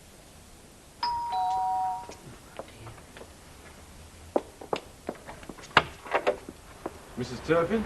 Yes, Mr. Conley. Oh, come in, love. Thank you. Would you like to sit down there, love? Thanks. I gather Sergeant Ibbotson told you all about me. Yeah, some of it. No, I'm sure he didn't sing my praises half as loud as he sang yours to me. Oh, dear. Oh, dear. Sorry? Well, I'm rather afraid that Graham, Sergeant Ibbotson, took me by surprise, you know, when he asked me did I want to take a lodger. You know, and while I've had a bit of time to think about it... You've decided against it. I'm afraid I have, love. Well, I don't blame you. I wouldn't have fancied lodgers myself when I'd owned my own. And I've put you through all this trouble. No. Oh, by the way, did Graham tell you that I'd worked with your husband? When I first started? Yes! Yes, he did. Well, whatever will you think of me? First I tell you I don't want you living here, then I don't offer you as much as a glass of water. Would you like a cup of tea? Oh, now go on, you must. Otherwise I'll think you're mad at me. Go on, then. Oh.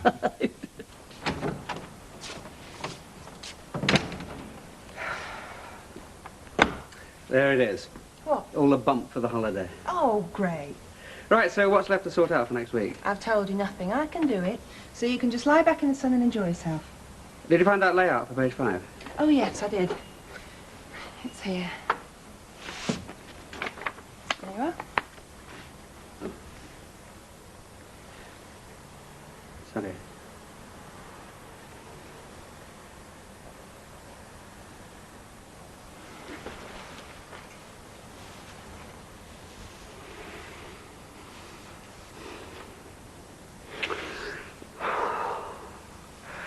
I didn't think I'd ever do that. Neither did I. I'm a married man, Sally, and if we did, well, there's nothing in it for either of us.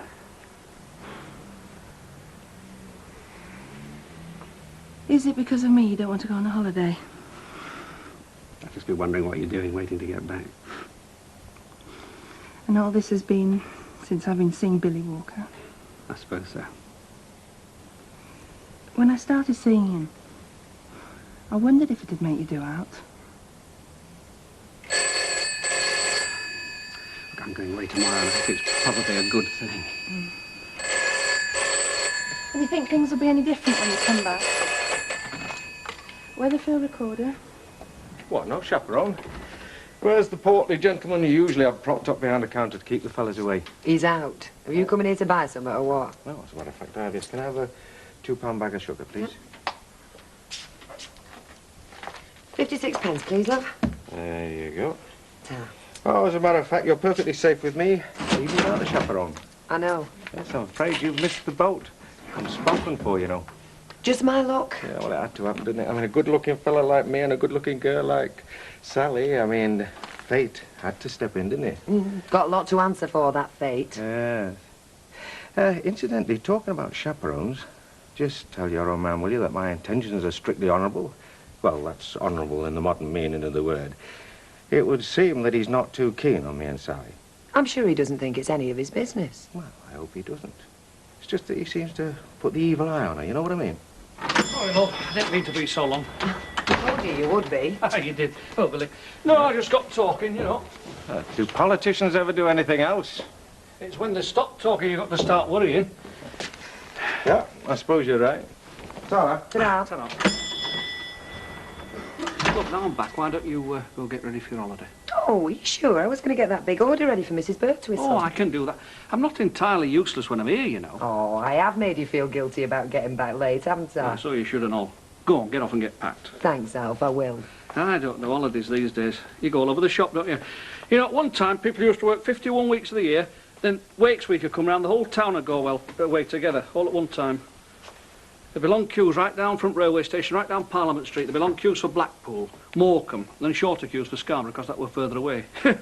It was exotic with Scarborough then. It still is, isn't it? The daft thing was, when you got there, you'd be walking down the promenade, you'd see all the people you knew from back home. There'd be your workmates, your relatives, your friends. You might as well have stopped at home, except there were more sand. Well, I hope we won't be bumping into anybody we know in Corfu. Oh, no chance of that, love. Oh, hey, here, take that. Buy something for Tracy from me. Oh, Alf, you shouldn't. Go on, take it, have a good holiday.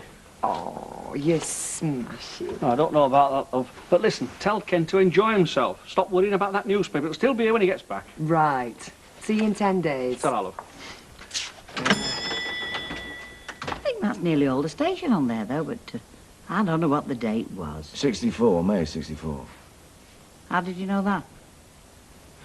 You see that eager-looking constable at the end of the second row? Hey, it's not. Is it? Oh, I say. I haven't aged that much, have I? No, I can see it now.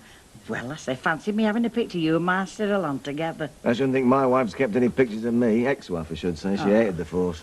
Well, a lot of people find it very hard. It's the hours, you see. Well, not so much she found it hard. She never tried. Oh, look at me. I mean, I took to it like a duck takes to water. I think the only time I'd have left my Cyril was if he'd have come home and said he were leaving the force and going to something else. I mean, I was as proud of that uniform as he was. You see. Well, that's the way it should be, the way it's got to be, otherwise. Yeah. Listen, Tony, I can call you Tony, can't I? Yeah, of course you can. And you already know what I'm like at changing my mind, don't you? I mean, the way I told you to get out as soon as you got here. Well, what would you say if I told you I'd change my mind back again? Hey, where's my dad? Oh, he's out back. Do you reckon he'll lend us a car tonight, or what? Well, I can't see why not, love. I mean, it's not a lot of use to him, is it? It's just up there getting rusty. Great. By the heck, it's a bit parky out there. Be all right for lending a car tonight, Dad, will it? It won't be all right, no. Hey, why? What you want to do with it, eh? Take it for a walk? What I'm going to do now with it is stop him where it is. Oh, come on. What, for 12 months? It's going to be stuck out there for 12 months, is it? No, till I decide what to do with it. Oh, I'm not going to do it any harm, am I? Look, that is my car, and if anybody drives it, it's going to be me. And if I can't drive it, nobody can. I'll hire it. How much? Yeah, you would and all you, wouldn't you? Make money out your own stuff. All right, all right. Well, I think it's disgusting. Well, I weren't serious, were I? Go on, you've taught me into it. What, I can take it? Go on, I couldn't refuse you anything, could I? Keys are on there. Great, Dad. Well, I'm glad to see we've still got some principles in this family. See you then. Yeah, ta-ra, love. 5 off at night. Oh. 2. 3 and it's yours. 1, 2, 3. You are. I said, I know you think I'm daft, but I changed my mind again. Yeah? Yeah. I said I'd be very happy for him to come and be my lodger. That's, of course, if he was still interested. And were he?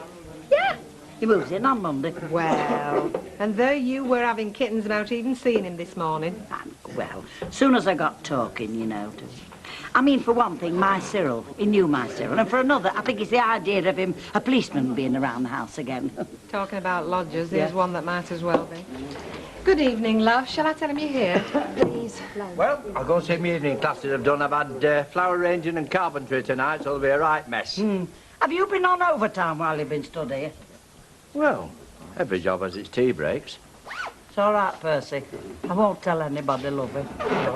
You're going to come through, or do you want to hit the road straight away? Oh, well, neither actually, Billy. I'm a bit stuck tonight. Oh? But I thought I'd better let you have this back. All right. I'll go ahead and book for that. Well, no. No? I'm sorry, but I don't want to go. I don't honestly. What's the matter? Is it something I've said? No, I've just gone off the idea, that's all. Let's grab a table, shall we? All right. Right, what can I get you? Oh, I don't know. Something to put me in the mood for tomorrow. Bacardi and Coke. Coming up. 1 Bacardi and Coke, please, Beth, and, a large whiskey and soda. Flipping heck, you've robbed a bank. We're just getting in the mood for the holiday tomorrow. And it's that hard, is it? Hello, Ken. Look, why don't we go out through the back and talk about it? Not now, Billy. Another time, all right? Your bag's all packed, then? Yeah, I've just brought Deirdre out for a quick drink. Oh. Well, I hope you have a nice time. And I'll see you when you get back. You will. Ta-ra, Billy. Hello? Hello. 185 and sorry, but we don't take travellers' checks. I suppose I've got you to thank partly for that. Thank for what? Oh, come on, Ken. I'm sure you've noticed. In fact, you've probably been going on half the afternoon advising her as to her behaviour. Leave it out, Billy. No, you leave it out, Ken. You've been against me and Sally from the start. She's told me. What is it, an employer's concern for his staff? Now then, what were it I said? 185? Oh, wait. You know that Sally What's-it, what works for Ken? Yeah. Well, I've just come past her in the street. Hello, I said, trying to be pleasant, you know, as usual. Not a word. Has there been something upset her, do you know? I wouldn't know, Hilda. Hey, here we are. Ken? What? Your, worries about the holiday, they haven't been over money, then? No, believe me. Oh, I do. Now. Oh, here's to us. Yeah. Here's to us.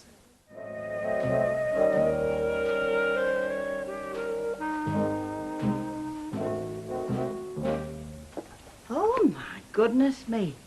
Morning, Mrs. Turpin. What's up? Well, the sight of you in that uniform. You're the living image of my Cyril. Well, less a couple of stone. Saw a ghost, did you? I think I did, yeah. You look very smart, lovey. Very smart. Now then, what can I get you for your breakfast? Bit of bacon and egg?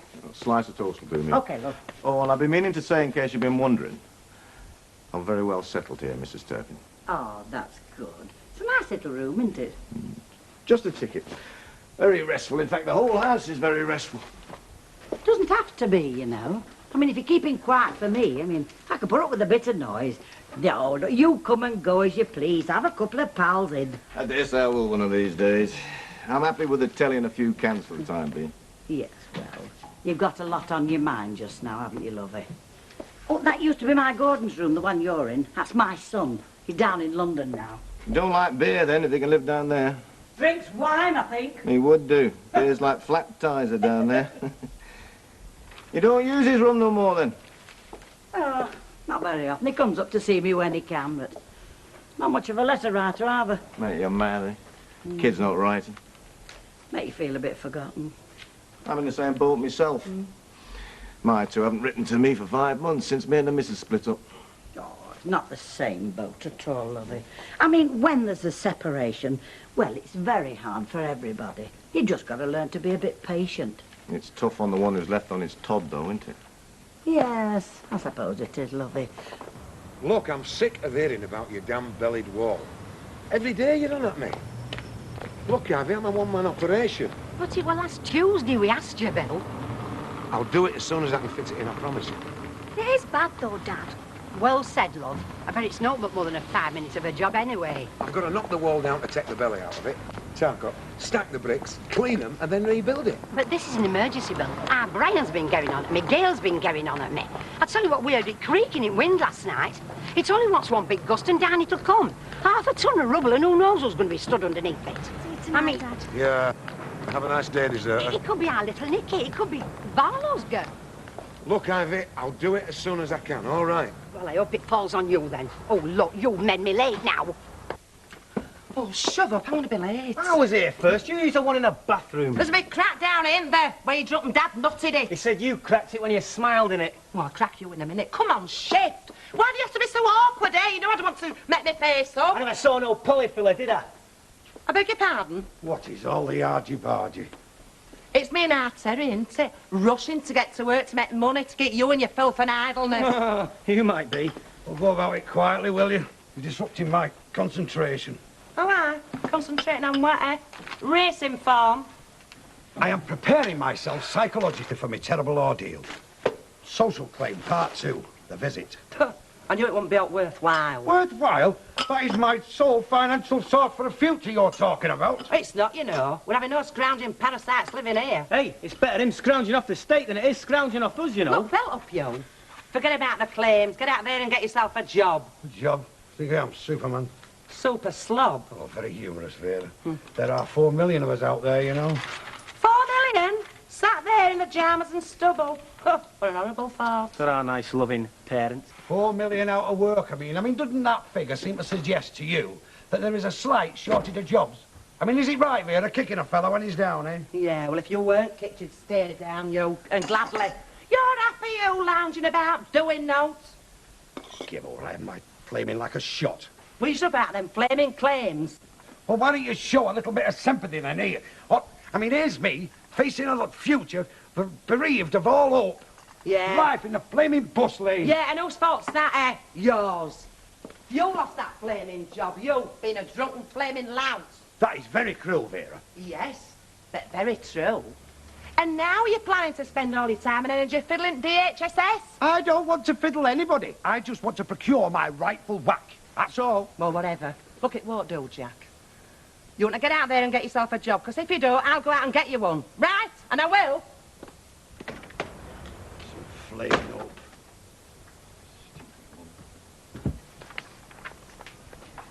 Well, you're a gloomy ossity this morning. What's up with you? Oh, well, I don't want to burden you with my problems, Bet. You already are, so I might as well know why. All right, then. I invited Sally to spend a weekend with me in a cottage on the Yorkshire Dales. And she turned me down. Oh, have you never been turned down before? Of course I have. A couple of times. But I don't understand it. Everything was going so well. We've got a great scene. Electricity, thrills and spills. And then all of a sudden, eyes like gravestones. And there's only one explanation I can think of. And what's that? Barlow. Ken Barlow? Don't be so daft. Oh, I know he's already had a go at her. Well, what would he want to do that for? Well, middle-aged man, going to seed, working every day in the office with an attractive young girl who's having a passionate affair with me, who he sees as a rival. So he feels lousy, doesn't he? Jealous. So he lobs a spanner in the works and nips off on holiday to Corfu. No. I reckon it's more a case of vivid imagination meets injured pride. I really do. Have you spoke to the lass herself? Well, not since I had a go at her for backing off, no. Well, I think you should. Ken Barlow's not your problem. He'd better not be. She's probably gone off you all by herself. Thanks.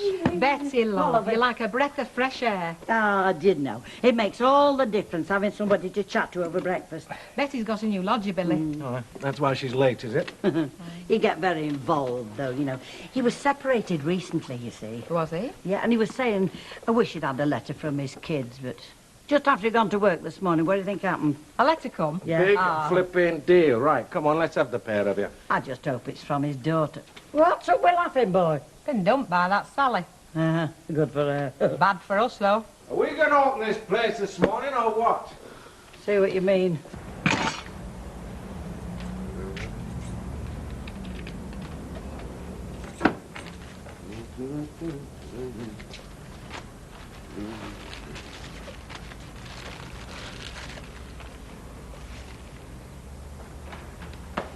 Bill! Hey, what? What's this Ivy Toes been telling me about you? I don't know, but if it's anything to do with that damn bellied wall of it... Well, indirectly, you know. I was going to say forget it. I've been having bad dreams where that wall explodes and lands on a kid's home, and my name's wrote on every brick. Well, you better get it done, haven't you, before your dreams come true? No, Ivy was saying you were a bit too busy to tackle it. Oh, that much has sunk in, has it? Yeah, I just wondered if you needed a bit of hand, you know, like... Why, things slacking Bradford? Not me, you daft head. No, our Jack. You know he's lost his driving licence. No offence, Vera, but I think I prefer you. Look, I know what you're thinking, but it could be a bit of help to you, surely. Well, in a casual way. Oh, our Jack does this casual. I mean, off books, like. And with a little bit of expert guidance, what do you say? Please, go on. Eh? Look, Vera, I'll Yeah. be here for another 5 minutes, right? All right. Tell him if he wants to start, he better leg it round here sharp. Do you mean it? I mean it. You little belter, you, eh? What are you? Probably a nutter.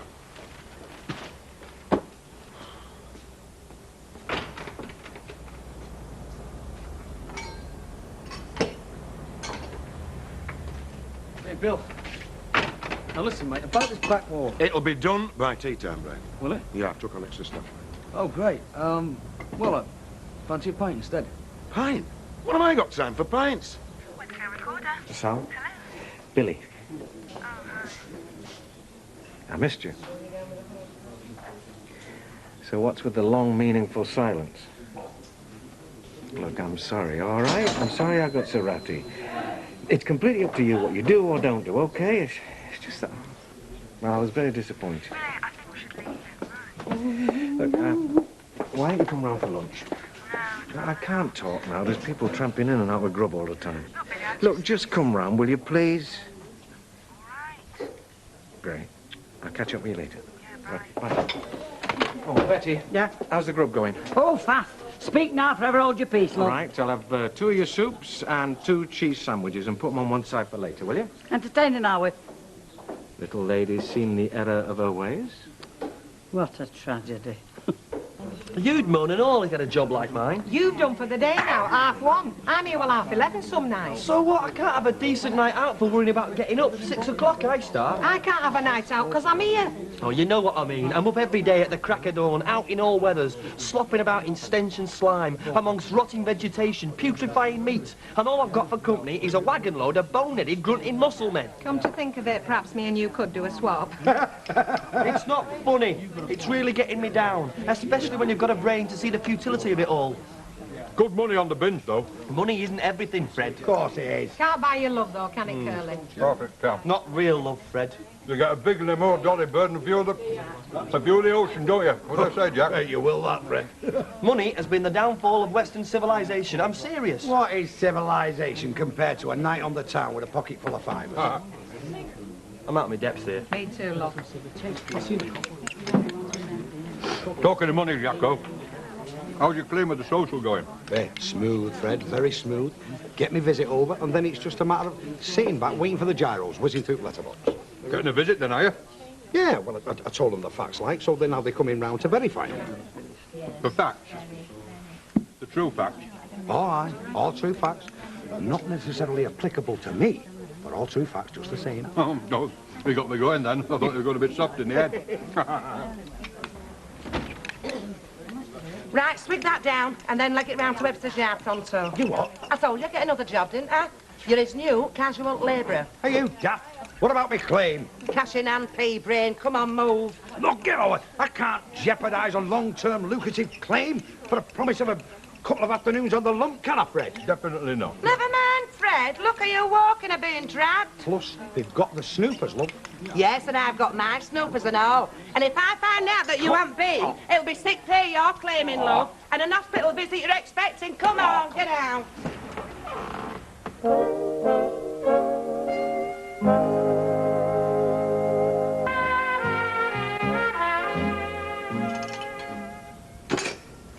Obviously, I want to check the job out before committing myself, don't I? You know, I mean, I don't want to find myself right in the middle of something I can't handle now. So, what exactly would be required of me? Help, that's all, Jack. Yeah, but there'd be no steeplejacking or scaffolding, would there? Because I've got this terrific vertigo. We'll have both feet on the ground. Confined spaces. Will it be in the open air? Dust, then. I mean, dust. I mean, because I'm allergic to dust. Sort of shellacking or gluing. Because I've got this weak chest for fumes, you see. Though I start spraying paints out, and that's got to do with sawdust. Jack, if you don't want to work, why don't you just go back to the pub? Look, I do. I do want to work, but I just want to know what I'm getting myself into. I mean, the nearest I've ever been to building has been demolitioning. Straight up. Demolition? Well, this is right up your street, then, isn't it? Is it? Right up your alley. Knocking down Ivy Tilsley's back wall. Oh, well, that's handy. Yeah, but right on my own 20. I mean, it leaves me a target for snoopers, doesn't it? Look, Jack, work's not illegal. Yeah, but I've just put a claim in for supplementary, haven't I? Well, if anybody says out, tell them that you're doing it for a favour. I mean, I'm not going to tell them any different, am I? You're not going to make out worth declaring any road. Aren't I? Well, not at these blinking rates. Now, are you coming or what? But we've not even discussed my rate of pay yet. You get £2 an hour or part there, though. Cash? Cash. Put it there. With pleasure. Come. What? Flame hell have you got in here, an anvil? God! So, Betty, this lodger of yours, About him. he's separated, you say? I did say, yeah. I'm feeling a bit lonely, too, No, preferring his own company, I said. I'd quite like to meet him. Would you? Yes, I would. Why don't you fetch him in sometime? Yeah, well, I suppose I could ask him, but... But? Well, I mean, he's not that sort of a fella, Bet. Not what sort? Let's leave it, eh? No, let's get to the bottom of it. Not what sort, my sort. He's got a broken heart at the moment, hasn't he? Yes, and I am the local expert round here on broken hearts. Oh. I've had more of them than most folk have had heated arguments. No, I know what it is. You want to keep him all to yourself, don't you? Don't be so silly. What are we discussing? Who's got the biggest conch? Elder Ogden or you? Pardon me for breathing. I'll have a best bitter, please. You shall indeed. Hello, Sally. I'm surprised to see you in here. Oh, why's that? Telling Billy Walker where to get off. Well done, kid. What, he told you about her, did he? Oh, he's completely crushed. It's marvellous. I even managed to rub salt in the wounds, too. Can I get you one, though? Get off. Sally don't bother with dirty old men, do you, love, eh? Charming. Hey, they've made it up again. Did what? Now you flipping tell me. Sally. So, it's all around the pub then. What? Why did you have to talk about it? You trying to make me look ridiculous or what? Oh, God, Bet. Yes, bet. You may as well have bought some time on Piccadilly Radio. I'm sorry, love, I was just so upset. I was thinking all sorts, accusing everybody. Ken Barlow. Oh, come I on. think you underestimate how I feel about you. No, I don't, Billy. I know. You know. Of course I do. That's why I'm here, isn't it? Well, if you know how I feel about you, what's so wrong with me suggesting a weekend away then, eh? There's nothing wrong. I was flattered. Then why did you turn it down? Well, I was flattered, but I was scared, Billy. I mean, all I wanted out of this, you and me, was a bit of a giggle, you know. Nothing serious. Then all of a sudden, it's weekends away. It's serious. I'm sorry, love, I can't help it. That's the way I feel. I'm dead keen. Yes? Rebecca? Hope you don't mind Piccadilly on your buses, but we're fresh out of Branston. Yes, all right. Thank you, Bet. Ta-ra, Bet.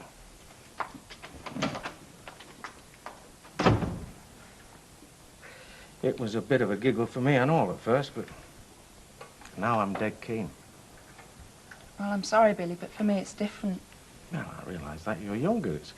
It's harder for you to feel that you can make a commitment. Oh, it's impossible, Oh, Billy. impossible, then. I always knew it would be me that'd have to speak out first. What do you mean, speak out? I mean, I love you. No, you don't, Billy. Yes, I do.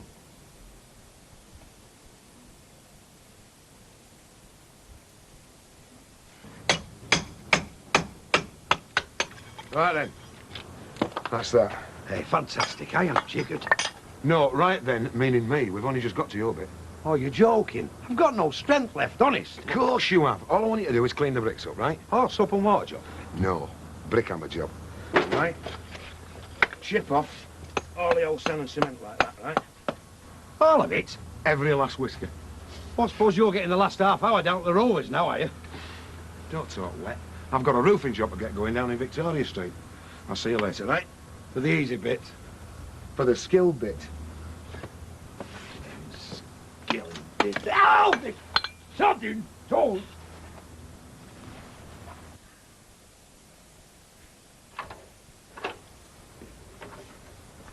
Hello? Hi, Tony. Something smells good. Get yourself sat down, Louis. I'm just waiting for the potatoes. Did you have a nice day? Oh, the usual procession of delinquents, petty squabbles, tramps dodging the cold, stray dogs, you know what I mean? I sometimes wish I was serving in a coffee shop. Oh, don't be so silly. No, I'm serious. And get less abuse. Well, no doubt it, the way the prices are going up. Yeah, I know what you mean. That for me? I was wondering when you were going to see it. It came this morning, just after you'd left. Helen's handwriting. That's your eldest, isn't it? Posted in all. That's where she's just gone to university, so I suppose she's free to write now. She's away from her mum. Oh, don't be so nasty.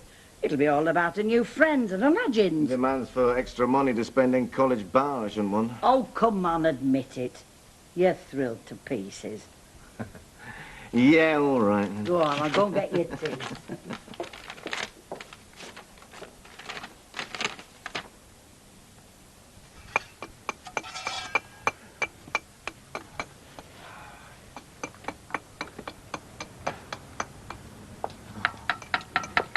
fry-ups congealing on table, Dad? I'll be with you in a minute, love. Right, Jack. One last spurt, then we can knock it on the head. Right. Hi, Terry. Hi, Debbie. What's going on? Well, there you are, Ivy, love. The job's a good one. Oh, yeah, I grant you it looks all right. Plus, I want a written guarantee that if aught goes wrong because you've employed Jack Duckworth, you put it right for note. Hey, what's you slandering you? No, it's not slander, Vera. It's common sense. Hey, and listen, that's last time I'm telling you all to know. Right, you ought to keep your mouth shut in future, Ivy. I am not forking out 50 quid for sloppy workmanship, all right? 50 quid? Aye, but 10 of that's yours for the 5 hours you've been helping me. Oh, great. Anyway, how are you fixed for tomorrow? Oh, I'll be there at 8. They've got to drag him there. Well, it's an hard day tomorrow, Jack. We're going to put a floor down in a warehouse. Oh, you have used a cement mixer before, haven't you? Cement mixer? Hey, come on, muscles, I'll make it tea. Hey, keep this up, they might start fancying you again. See, there you go again, kicking a fellow when he's down. Look at this state of my flaming hands here. You don't believe then? Oh, I don't know. Sometimes wonder. You Kev out tonight? I don't know what he's doing. Oh, I might.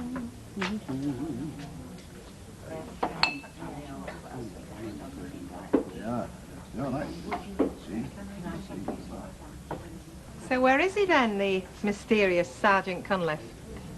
Staying in. Staying in? Did that letter not do the trick then? Did it not make him want to celebrate? Yeah, it was from his daughter. He was very moved, though. I mean, you could tell, you know. Betty, it's not right, you know. I mean, a chap like that with sensitive feelings should not be pining away on his own. I know, but... Especially when he knows that I'm interested in meeting him. He does know that I'm interested in meeting him, doesn't he? Well, I did mention that people were asking after him, yes. You weren't more specific than that? Look, will you let me do things in my own time? Of course I will. But you're depriving that chap, in my opinion, Betty. And me. First whiff of a decent bloke I've had in ages, and everybody's conspiring against me. You can't get him, I can't get rid of him. I thought it were all back on again, love. Yeah, so does Billy. What about you? Oh, give us a brandy, will you?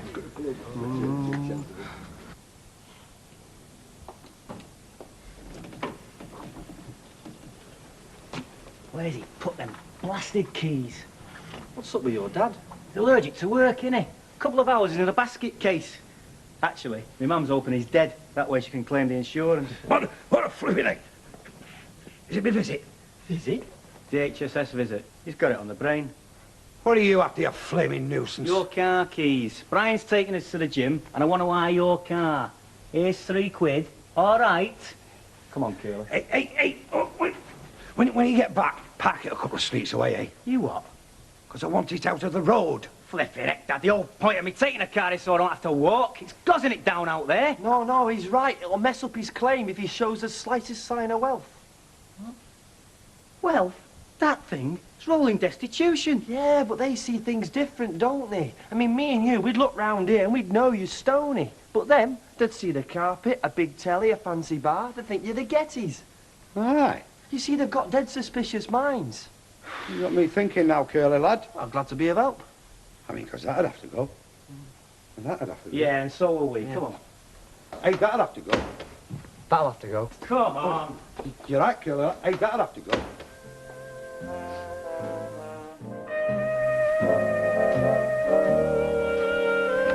Morning, Gaffer. Right, you're up bright and early, aren't you? Oh, I can't believe when I won. Hey, how you fix for paying us for yesterday, like? Because I don't like walking without a folk, and I don't like keep asking the missus, you see. All right, Jack. Well, I made it 5.5 hours. Sounds right. Well, we'll call it 6 at 2 quid. Here you are, here's 12 quid. Ta.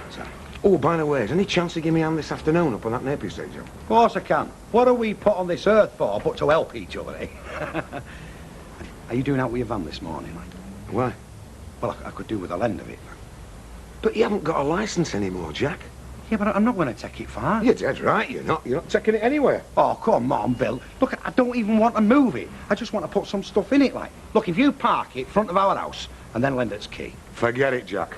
I don't know what stroke you're trying to pull, but you're not dabbing my van for it. Where the hell's your father? He's not in bed and he's not in the yard. Well, he went out about 10 minutes since. He's not gone looking for Bill Webster already, has he? Not without me shouting him. I don't know, do I? And he can't be with another woman. Not first thing on a morning. It's useless first thing on a morning. Oh, there he is. Do you know, for one wonderful moment, I thought you'd left me. Leave you? Would I do that? Right, I'm off. Hey, don't forget to bring some meat on, Terry love. I'll see what I can do, all right? So what you were doing today, then, for Bill Webster? No, not this morning. Oh, I did share of hard work yesterday. For your information, I have just been round to Bill Webster's yard, begging and pleading for work. Give me work, I said, so I can earn for my wife and loved ones. So I'm working for him this afternoon, 1 o'clock, satisfied. Talking about work, you're going to be late. I'm not, anyway, I just clock him in. Baldwin's in London. He's in London, eh?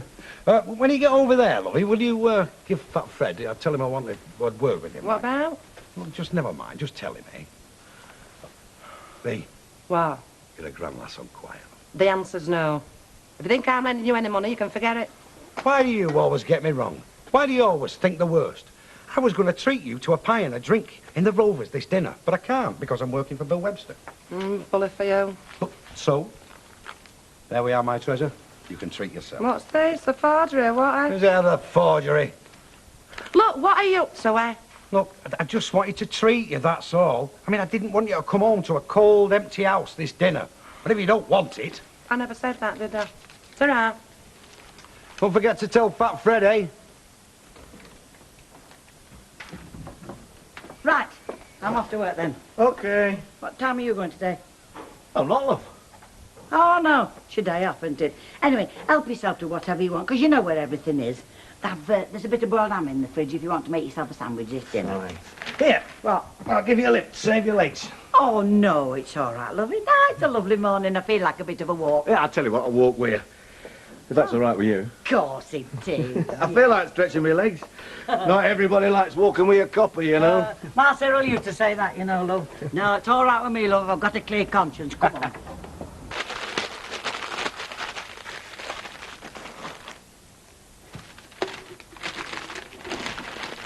Okay.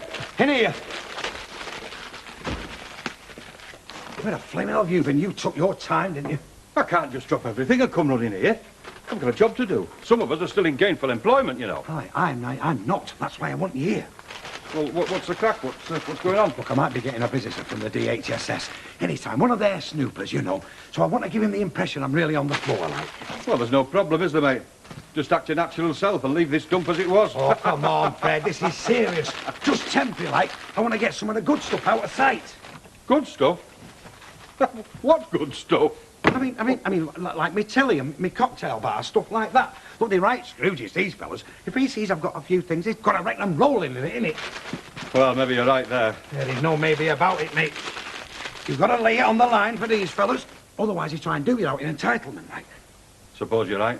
What do you want me to do, anyhow? Right, plan is, you bring Baldwin's van round here, we put the stuff in, as soon as the snooper's been gone, we take it back out again. I can't bring Baldwin's van round here. What's up with you? Why? He's in London, he'll never know. Yeah, but I've got work to do in that van. I've got a journey to witness as it happens. Fred, come on, as a friend.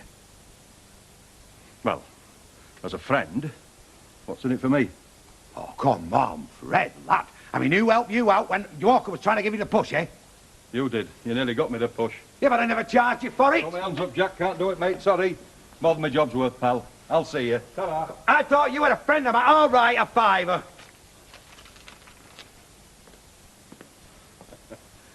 As a friend, you're on.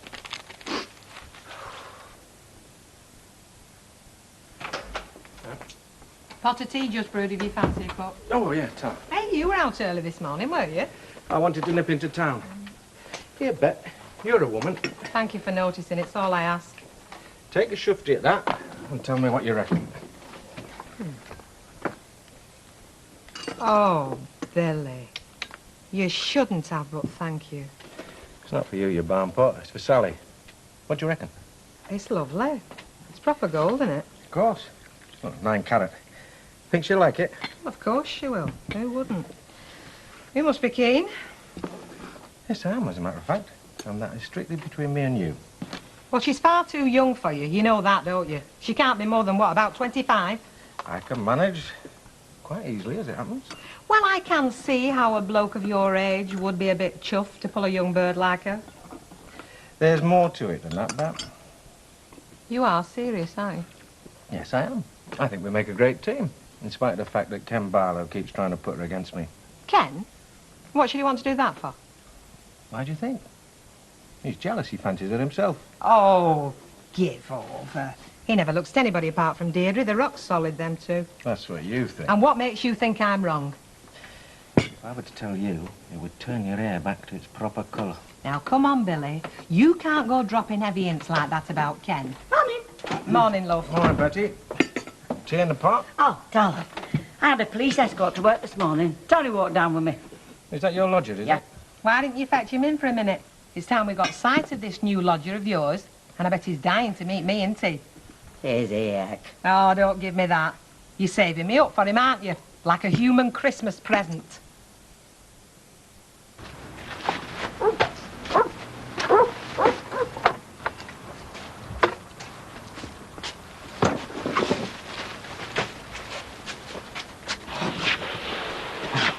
Hey, a stroke genius taking this carpet up, Fred, lad.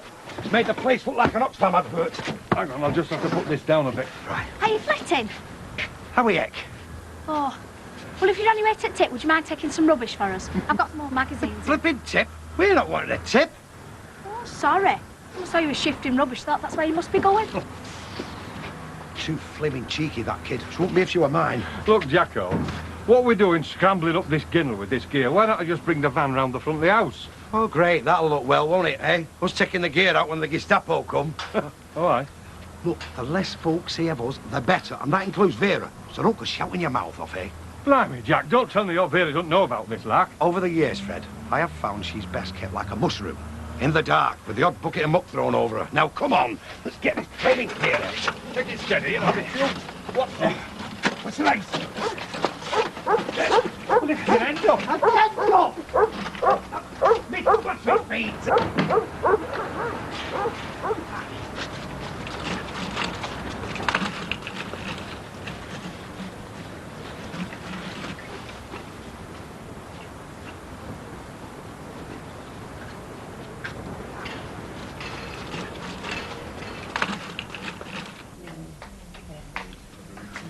You've been stood watching that door like a cat watching a mouse hole. Expecting Sally, are you? Eh? Your mind's not on the job today. Well, not this job, anyway. And I hate to tell you this, Billy, but we're right out of tonics. Well, you know where they are, don't you? Oh, no, look. I'm not hauling crates up from the cellar.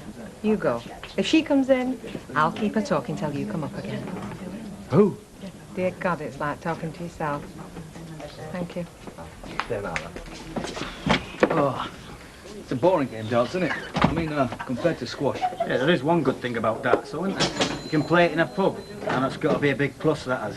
I don't reckon much to squash myself. You've never played it? I've seen it, though. Yeah, it's not the same, though, is it? It's like women curly. Don't knock it till you've tried it, mate. Oh, that's a rotten argument, that. You don't have to go over Niagara Falls in a barrel to know you wouldn't like it. Oh, God. Smash out into Ivy. What are you having? I'll have a lager, please. Morning, Mrs. Duckworth. Is this a farewell drink you're having? Farewell drink? What are you talking about? Well, Two I, lagers, bet, love. I assumed you were moving house. It seemed a reasonable assumption, seeing you were moving your furniture. What are you talking about, you bound pot? Your furniture. Your Jack was shifting it out this morning, and Fred G were helping him. No, that can't be right. Fred's working. He's shifting a load of stuff to witness. Now you mentioned it, it was your works van they were using. I hope I haven't said something I shouldn't, only I assumed you knew about it. The rotten swine. Do you know there was something up? He gave me £1 this morning. Two lagers, Ivy. Right, Vera. Vera? Vera! Lummy next, she was supposed to be paying for this lot.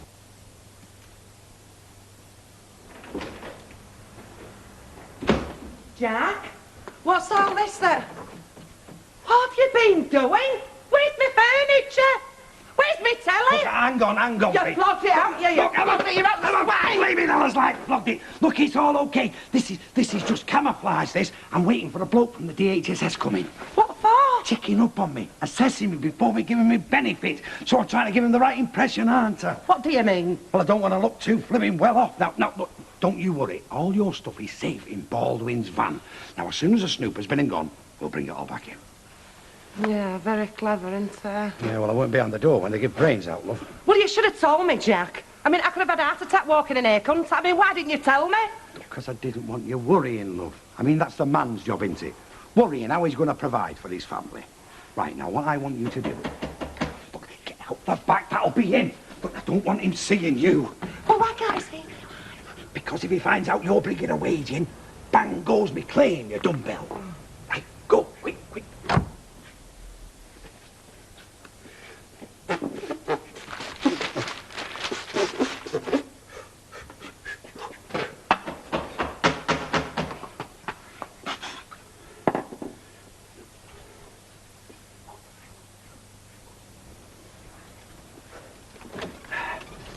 Mr. Duckworth, Hi, who's asking? my name's Walters. I'm from the DHSS. Oh, hi. Come in, love, come in. Funny, I was expecting a fella, I don't know why.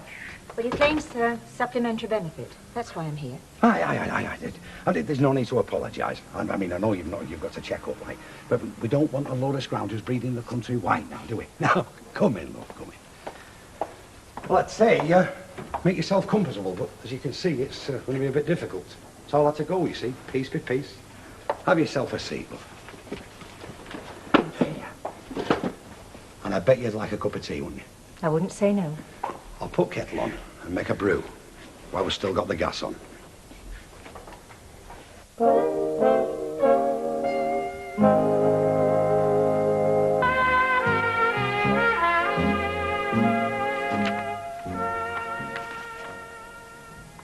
There's no sugar in it, I'm afraid. It's weeks since we've had sugar. Oh, I don't take sugar, thank you. Don't you? Oh, you're lucky, aren't you? And it's strange the way we take it all for granted when we're working, isn't it? I was self-employed, you see, backbone of the economy. I see you lost your driver's licence. Aye, and bang went my job. I was a cabbie, you see. I mean, when they took that off me, they took away the tools of my trade.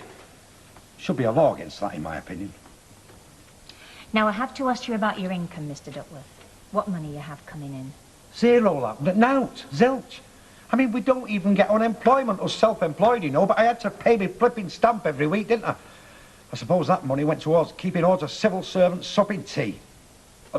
You're good self-excluded, of course.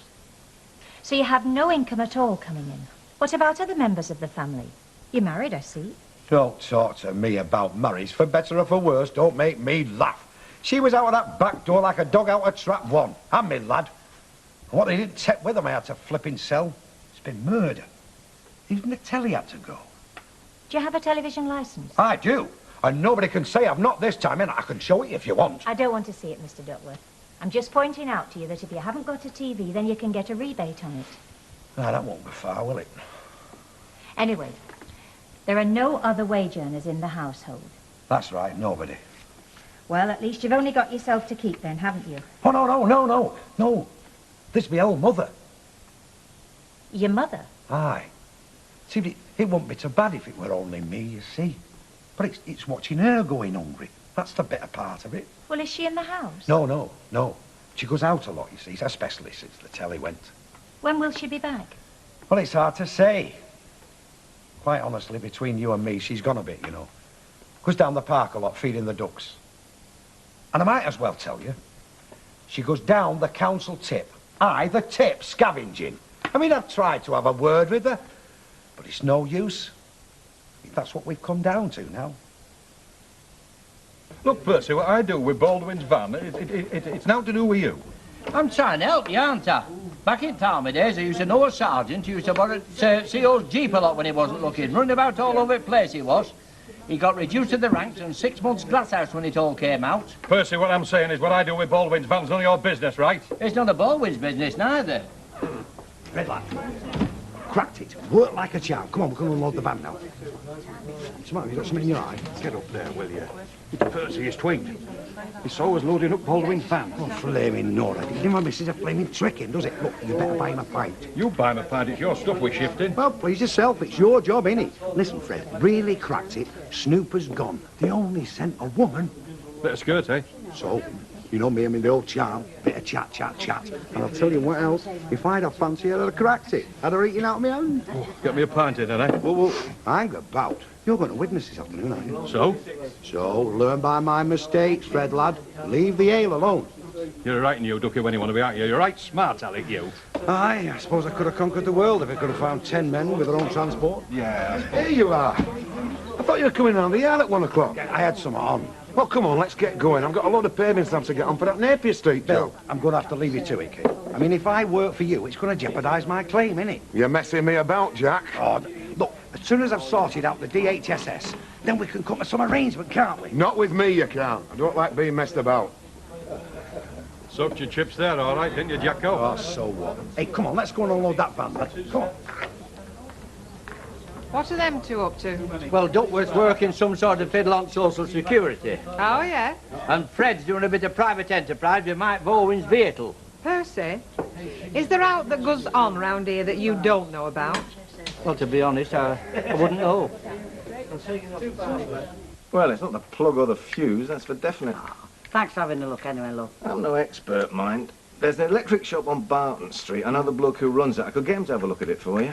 Could be something or nothing. Oh, who's this? Honestly. Hiya! You know when you said you were after new curtains? Well, I thought I'd drop my catalogue in for you. Oh, I didn't know you'd have company. Did you not? Oh, this must be your new lodger. You must be Tony. I've heard a lot about you. Oh, yeah? I'm Bet. I dare say you've heard plenty about me. Well, no, as a matter of I fact. worked with her at the Rover. She must have mentioned. Yeah, she must have done. I just couldn't have registered. Well, I'll get this down to Barton Street then. Oh. That's all right with you? If it's no trouble, lovely. No, none at all. Well, I'll be seeing you then. Yes. Nice meeting you. Yes. Ciao, lovely. See you, Betty. Ciao, kid. Short flaming meeting? Serves you right. Bringing the catalogue to me. I mean, come on, it was just an excuse. You were dying to meet him. Oh, God knows why. He's just another fella, isn't he? What do you expect? Superman? Here. Fancy a drink? No, thanks. I don't want anything. I can't stop more than a minute or two. Come on, force yourself. I thought we'd make a night of it. I'll get one of the goats to run the bar, and we do the town. No, I've got too much to do, Billy. You know, with Ken away, it's all fallen on me. I've still got a good 3 hours' work to do tonight. You work too hard. Yeah, I enjoy it. All right, I'll tell you what. I'll pick you up about 8:30. We'll have a meal, and then we'll do a club, eh? No, I'll be dead beat, Billy. You don't want to let work take over, you know. Anyway, I want to have a little special chat with you. But before that, I've got something for you. Billy, we've had some very nice times, haven't we? Yeah, of course we have, and we're going to have a lot more and all. Well, that's why I came round, really. I think we should leave it. What do you mean? Well, I mean, it's been fun, Billy, but I think we should call it a day. I see. Is there somebody else? No, nobody special. And what's it all about? What's changed? Well, you have for one thing. You see, I don't know, you're just getting all serious just lately. Yes, I am. About you? Well, I'm sorry, Billy, but it's never been like that for me. And I don't want it to be either. I mean, we've had some very nice times, as I said. Nobody's got hurt. So let's just leave it while it's like that. It's all down to Ken Barlow, isn't it? Things were great till he started putting the poison in. I'm right, aren't I? No, it's got nothing to do with Ken. Oh, no? You having an affair with him? The office passion, love among the filing cabinets? Oh, I'm going. I mean, I'm sorry you've taken it like this. I just hope we could be friends. He's no good for you, you know. He's married. Look, for the last time, this is between you and me, and it's got nothing to do with Ken. He can't kid me, you know. I know you too well. Hey, so how much did she give you then? Come on, Vera, they don't do it like that, you know. She don't walk about with a bag full of money. I mean, she's got to go out of the office, say it's okay, and then they send me my gyro, like, here. So where did you get money for the beer then? Bill Webster paid me what he owed me, which was peanuts for the graft I put in. I said to him, this is no good to me, sunshine. Hey, don't be getting his back up. You need what he can give you. No, no, no. My gyro, what it's going to be? 60, 50, 60 a week? Maybe more. And that'll be a nice little start for me. Yeah. I'll be able to work a few little business deals, won't I? Oh, aye. What deals? I'll be able to look around, won't I? I'll have time to use my head instead of flogging me flaming guts out in that cab all day. We're going to be all right, Vera, kid. Here's a beer, eh? Oh, buy your own. Hey, it were him that brought your steaks home, weren't Hey, it? I can make it tripe if you want. All right, all right. I mean, you would think at my time of life I'm entitled to have my lad bring a little bit of something to eat in the house. I've kept him for the last 20 flaming years. Hey, who the flaming hell's that? Hey, go and see who it is, kid, will you? Whoever it is, Tell her I'm not in. So I'm yourself. Oh, come on, I'm giving you the ale, aren't I? Blaming her. That looks very nice, that, lovey. It's very nice. How's the old taste? Well, Mm. just a few points to clear up, Mr. Duckworth. My word, I haven't seen a transformation scene like this since Ken Dodd's last panto. But don't get the wrong impression, lovey. I mean, this is not mine. I'm minding it for a mate. He brought it round this afternoon. I see. And this, I take it, is your poor old mother? You are? What's she on about? I see you've had a very fruitful day at the council, Tip. No. Beer and steaks. No. That's not my mother. My mother's not back yet. She's my friend. I'm a Alice like. I've never been your friend. I'm his wife. How wonderful. Oh, this is a happy day for you, Mr. Duckworth. She's come back to you. Well, this does put your claim on a new footing, doesn't it? If you wish to pursue it further, I suggest you come down to the office and we can take a long, hard look at it. Good night. Flaming old fire and flooding buckets of pitch. And she's the one that's going to give you 50 or 60 quid, is she?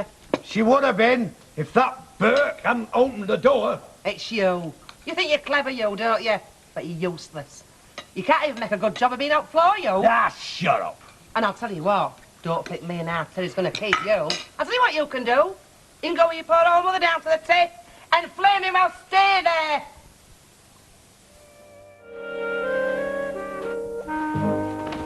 All right. Here I am, crack of dawn, as requested by you.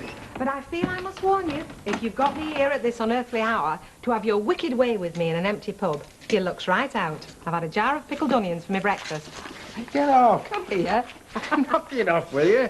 Now, listen, I want you all to fort for a couple of hours. I've got to nip into town, sort out a bit of legal business for my mother. Now, I'm expecting the drayman to call, and with a bit of luck, the telephone engineer. That line's been crackling like hot chip pan. You see, if Fred had still been here, you'd have had somebody permanent on the spot. Yeah, OK. What time will you be back? If I come back. Well, so were you, any road. You've looked more like a mouldy haggis than usual these last few days. You certainly have a way with words, Bet. Well, it's a gift. I was born with it. I can't claim no credit. Is it Sal? Is it on? Is it off or what? Or would you rather not talk about it? Would it make any difference if I said no? Not a lot. I can be very persistent. Like toothache. Oh, it's all over. She don't want to know. So it's off? Well, she seemed quite keen, and I know you were. Yeah, we'd have been all right if left to ourselves. It was just a classic case of outside interference. Well, who from? You both free agents? Was it her parents? Was it the age gap? No, just somebody she's a little closer to than me, that's all. Ken? Mm-hmm. Oh, no, Billy. Come on, not again. You've got to be kidding. Why not? She works for him. They spend all day together in a tiny little room. She's only his assistant, for heaven's sake. Is she? You know, one thing I never took you for, Bet, was naive. Hiya. Hi there, that's a bonny suntan you've got there. Is it all over, like? Oh, every square inch. You mean it was like topless? Not only topless. Topless is old-fashioned in Corfu. What do you mean completely? Yeah, why not? Nothing to be embarrassed about as long as everybody else is. Thanks, was it? Now I know you're pulling a lad's leg now, and I can't see your Ken letting you, like, run all over it in the nuddy. I mean, I wouldn't let our Vera, but that's just because she frightened the horses. No, you're quite right, Jack. I am kidding you. Of course I didn't strip off completely. I kept my specs on.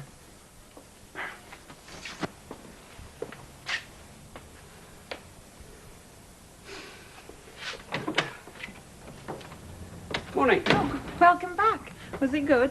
Had a nice rest. Yeah, it's what you needed. Yeah, I was a bit bushed. Right, well, anything amazing, devastating, extraordinary happened? Not really. I wonder why it is whenever you go away, you think all sorts of things have happened in your absence. Well, I could invent a few crises for you if you like. Oh, no, thank you. I think we could do without those. Right, well, let's start by skimming through the mail, I suppose. Yeah. I put those I thought you should deal with urgently on that pile on your left. Very efficient. Yeah, try to be. Did you let Statham know about it? Yeah, he'll be in around 11. Chew a few things over with you, he said. Oh, well, that's a welcome home I could have done without. Well, I don't think he'll be coming in shooting from the hip. He seems quite pleased things are going smoothly for a change. You didn't miss me at all, then. Yeah, I coped. But, wouldn't like to do it permanently. Shall I put the kettle on? Yeah. Have you ever drunk Retsina? Tastes like concentrated paint stripper. Give me a good old English tea bag any day. So there are some things worth coming home to, then? Yeah, a few. Go on, Gran, treat yourself. Only $3.99 a pair. But go into town. Go down Market Street. If you don't see the identical thing in the shops there for twice the price, I'll give you your money back. Now you can't say fairer than that. And where am I gonna to go to wear these? Where do you go? A glamorous, sophisticated woman like you. Now, don't tell me you don't wow them all at the over-60s club. Ah, well, I do old-time dancing. I suppose I could wear them there. Well, what are you talking about, then? Old-time dancing? Those are just the thing to go with your 200 yards of sequined net. Give over. It's only Tuesdays and Thursdays at Pensioners Club. Well, we've all got to start somewhere. Look, take 2 pair. Take 6. You'll be glad of them when your starling come dancing. Plates are piling up, Phyllis. Aye, all right. I'll think about it. Thought you were supposed to be a lorry driver anyway. Well, there's no law says a chap can't diversify, is there? More strings you have to your bow, more zing there is to your string. Superb. Now, wouldn't you say the little lady would look $1 million in that, mate? Oh, I belly now. See, with your hair, you should wear nothing but gold, darling. Get your old man to treat you. Listen, if I decide to buy anything, I'm perfectly capable of buying it for myself. Thank you very much. Fair enough. Hey, you treat him then. Look, I've got just the thing here. Fella's identity bracelet. Very macho. No, not today. I've got work to do. Maybe another time. Well, what about you then, mate, eh? Look, a Christmas present for the lady wife. Or a girlfriend. Or both. As it so happens, I could just well be interested.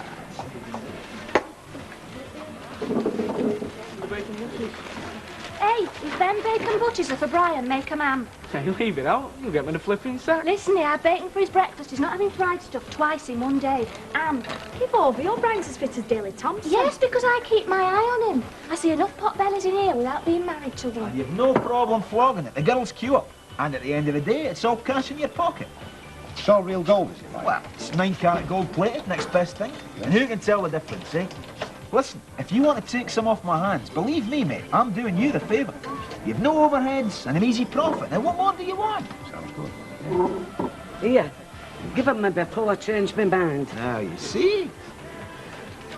1p, please. Listen, are you going to be in here this afternoon? Yeah, can be if it's worth my while. Maybe about 3 o'clock, be okay? Yeah, I'll be here. Oh, the final touch. Think yourself lucky I'm a married man. Poor man's been. Amazing. Well, don't let it crack your face, will you? He doesn't look like a man who's just had his crackers seen to, does he? Oh, lay off him, lovey. He's not had it all that easy these past few months. I mean, what with his mother and his own problems, and then taking this place over. What you could do with love is a little holiday. Thanks, Betty. I'll bear that in mind. Hey, I saw Deirdre this morning. They came back last night. She had a marvellous holiday. She looked ever so well. She said it done Ken a world of good. That's terrific. Best news I've heard all day. What's that now? I think it's called twisting the knife, Flower, or putting salt in the wounds, or both. Excuse me. Well, you weren't exactly bowled over by your amazing good fortune when we met in Betty's the other day, were you? But being a very forgiving sort of girl, I've decided to give you a second chance. What you having? Half a bitter, please. Bet. I can see you're the sort of man who never forgets the name, but in my case, you make an exception. Come on, Bet, now behave yourself. Welcome to the Rovers, love. I'm glad you finally found us. Mind you, I mean, I did warn you about her, didn't I? You did, but you didn't do her justice. Cheers. Is he being nice or is he being horrible? That's for something to you to work out, love. You're not the only one that can play games with folks. Give us a tomato juice for... Betty, will you remind me to make an appointment to get me ears stringed? I don't seem to be hearing things too clearly somehow. Look, I had a very hard night. I'm feeling a bit liverish and I decided to knock off the hard stuff for a day or two, all right? Now, I have to fill in a form in triplicate to get a drink. I take my custom elsewhere. Oh, Billy! Just bumped into a friend of yours. Oh, hi. Or should I say ex-friend, a certain aspiring young lady journalist. I understand that you and her ain't exactly the hot item you used to be. Been sticking your little nose in where it's not wanted again, Baldwin. Didn't have to. She was going to lunch with a girlfriend of hers who let the info slip. I think she thought I was a friend of yours. Apart from that, she seemed quite a bright girl. Been giving you cards, have you? Still plenty more sardines in the old tin can, eh? I know you like mixing it, Baldwin, but this time you might just have taken things a bit too far. What you talking about, Bet? Mixing John's second favourite sport. Anyway, since when have you started worrying your blonde head about him? It's not him I'm worried about. Dad, I've not got 40 quid. If I did have 40 quid, I can think of 6 things off the top of my head I'd rather do with it than lend it to you. Look. I'll double it in 24 hours. It's a guaranteed cert operation. The stuff practically sells itself. I've seen it. So if this bloke is doing so well, why is he cutting you in? Look, he's not cutting me in. I mean, he's given me enough gear to set up my own operation. It's no skin off his nose. You know where my towel is? Look how to play when I do. I know. Look. I've been into it. It's 100% profit, no overheads. We can't lose. Connection. You can't lose because you've got naught to lose. I've got 40 quid, mate. You said you flipping hadn't. Academic, dear Peter, whether I have or whether I've not. Either way, you're not getting your mitts on my money, okay? No, it's not flipping okay. I mean, you wouldn't think it was too much to ask your own son to give you an helping hand when you're skint and out of work through no fault of your own. Oh, somebody held your nose and poured that booze down your throat against your will, did they, the night you got done for drunk driving? Should have told that to the police. Might have let you off. I never get out off you, now. No sympathy, no help, none nout. Is your mother coming home for dinner? She's at the Rovers and don't go mithering her because she hasn't got money to chuck away either. You never mind, lad. It's got to be here somewhere. Aha! She is saving that up for a new winter coat. She can have a new coat. She can have a new mink, because when I get started, the sky's the limit, my lad. There we are. You suit yourself, but when she finds out, you'll be out where your screams of agony from here to Old Trafford. Well, she won't find out, will she? Because I won't tell her. And you won't tell her, firstly. You wouldn't do the dirty on your dear old daddy, would you? And secondly, if you do, that finishes you completely borrowing my motor to use as a mobile passion wagon. Savvy?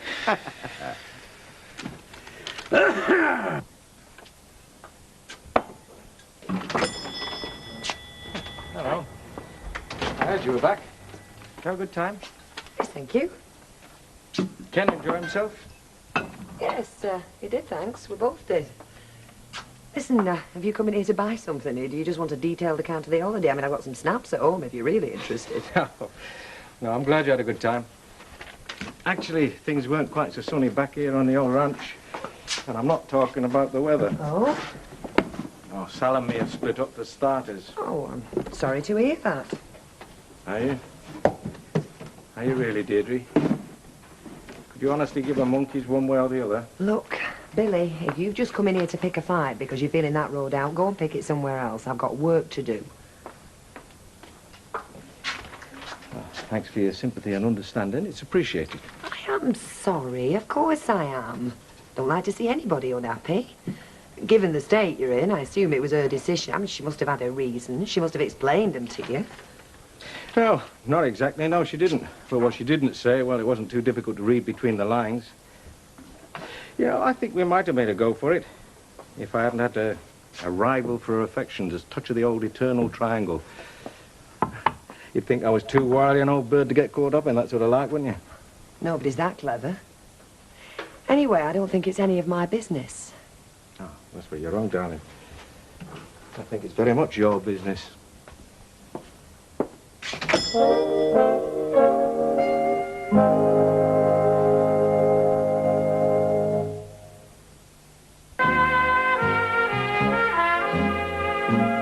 You see, I don't enjoy my afternoon cuppa without a bit of something with it. But I've got a tea trashing oven, you see, and I don't want to fill myself up. We're running out of washing up liquid. I'll make a note. You're looking very smart this afternoon, Mrs. Pierce. Ah, they look a bit daft in here, but I couldn't resist trying them on. They're really probably like old-time dancing. Well, if I do say it myself, one thing I've got is a very good sense of rhythm. Steve, why don't you come with me? What about Tuesday? Oh, I can't go Tuesday. No, I've got a big do on at centre. Yeah, what about Thursday? Well, my knee's playing me up a bit, you know. I've got to let that settle first. I'll tell you what, I'll have a plain buttered scone. That'll be light, though I don't say as light as mine.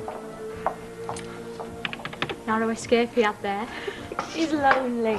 You can't blame her for trying. Yeah, but he's so boring. Right, here we are then. What can you let us have for 25 quid? 25? Now, we said 40. I can most likely up the ante a bit tomorrow. I just got a bit delayed today and couldn't get to the bank, you know how it is. I mean, that's all the money we had in the house. Because I don't keep a lot on tap, like, with all these villains knocking about. So, come on, let's have a little shuffle at what you've got, kid.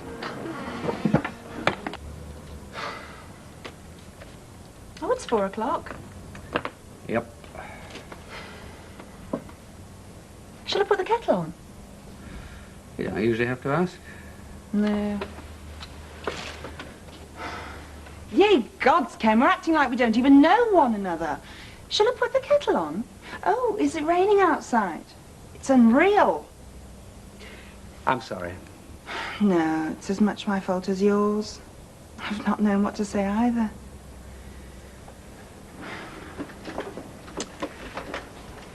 Sally. Look, Ken, I'm not going to embarrass you. What happened between us before you went away? It's just something we both forget about, right? Right. That isn't to say I didn't mean it. I am very attracted to you. I mean, something's grown between us over the months, and, okay, it took me by surprise, but it was there. I mean, it wasn't just... A quick burst of lust.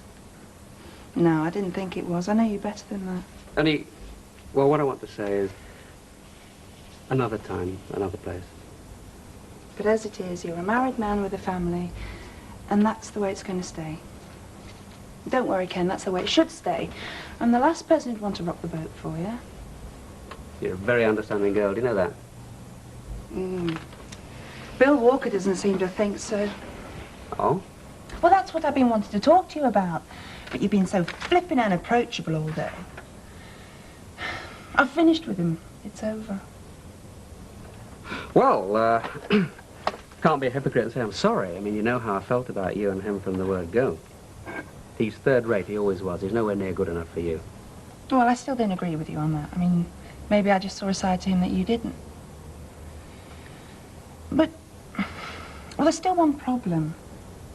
He seems to hold you responsible. Kenny thinks we're having an affair. Well, the rotten thieving swine. I never even knew that he knew how saving it. Well, down goes my new winter coat. Yeah. He'll have blown the whole lot, 25 quid on ale and fags. And what amazing bit of lunacy I've got lined up for us this week, eh? Jet-propelled beer mugs, save you bother lifting them. Oh, it's very good, that beer. I'll have to give that some serious thought. You come on over here and have a look at this little lot here. Flaming Nora. He's gone and robbed the jewellers. Have a flaming heck. It's just your costume stuff, this is. Go on, have a good look. How much would you say this cost me? Go on, have a guess. I don't have to guess. 25 quid. My rotten 25 quid. An investment, my love. I mean, I couldn't ask you because you weren't here. But I knew if I give you the facts, you'd have said yes, like a shot. Oh, aye. Well, try me. Look, looking at this lot now, wouldn't you say, now be honest now, wouldn't you say that this costs more, your 100 quid, instead of your 25? As a woman of passion, wouldn't you happily pay $3.99 for them? You wouldn't think it were over the top, would you? Oh, they look a fair price. Done. Get off.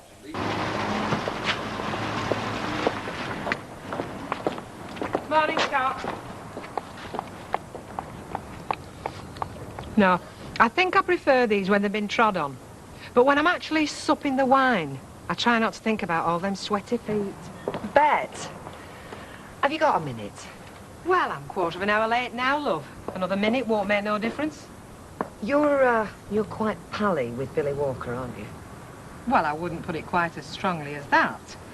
I've made the occasional brew for him, but I don't put no sugar in it. No, but if he talks to anybody, he talks to you. He plays his cards pretty close to his chest, then. Bet. Yeah, all right. But only if he's in the mood. Has he said anything about him and Sally? About why they broke up? Look, kid, I think I know what you're getting at. And your Auntie Bet's advice is take no notice. You know what an evil gob he's got. So he has said something then, about her and Ken. It's just plain spite. He can't believe that a girl would actually give him his cards, because maybe she just didn't fancy it. I'm just wondering who else he's told. Now look, kid, everybody knows Ken round here, and everybody knows Billy. And if he wants to go broadcasting that his girlfriend's ditched him to have an affair with Ken, you don't honestly think that folk are going to believe him any more than I did, do you? Now, kid, you don't believe it, do you? No, of course I don't. Of course not. That's just what Count Dracula wants, isn't it? Upsetting everybody's apple cart. Now, you're not going to let him get away with that, are you? You've far too much sense. So you want to surprise your girlfriend, eh? Can't blame me. Especially when you're going to get a nice big thank you for it, too. Listen, Duckworth. This is a pub, not a flaming bazaar. Oh, come on, son. Let's go over that table over there where we can do a little bit of business in private. Didn't know you're into jewellery, Ducky. There's a lot you don't know about me, Fred, lad. You don't know about them sparklers either. Like where they came from for a start. You take no notice of me, son. I mean, would I be selling you these if I thought they were as out-bent about them? I'll just look at this. Look at that. You're not interested then, Billy? Oh, no, I forgot. You haven't got a girlfriend at the moment on which to lavish little presents, have you? Mike, shut up. What's up? We're all grown up, aren't we? I mean, we've all been ditched in our lives from time to time, even yours truly. Nothing to be ashamed of. Just to put the record straight, pal, I don't like sharing a bird with another fella. Is that right? Well, she seemed a fun sort of girl, but she didn't seem like a two-timer to me. Well, if you want the real story, my lady, ask Barlow. He's the one that's done the in-depth investigation. Ken? Mike?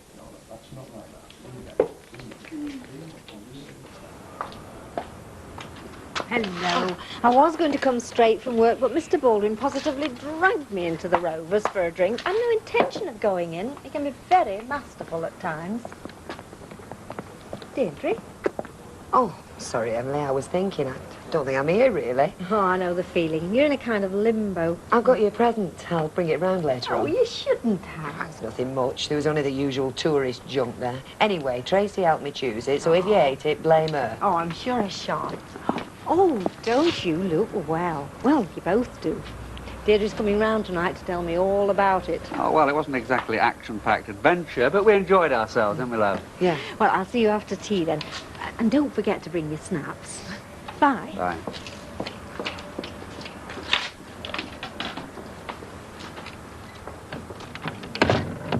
What is it? What's wrong? Ken, there's one thing we didn't talk about while we were away. Sally Waterman. Oh? Should we have? Depends if there's anything to talk about. Like what? Don't play games, Ken. I had my suspicions before we went, but I suppose like a lot of people, I'm a coward. I prefer to stick my head in the sand. If you don't see it, it'll go away. Deirdre, there's nothing to go away. And whatever you thought, it isn't true. We're just friends, a working relationship, that's all. That's what I wanted to think. And one or two things that have been said today have made me realise, well, you can't go on being an ostrich forever. Who said what thing? Doesn't matter who.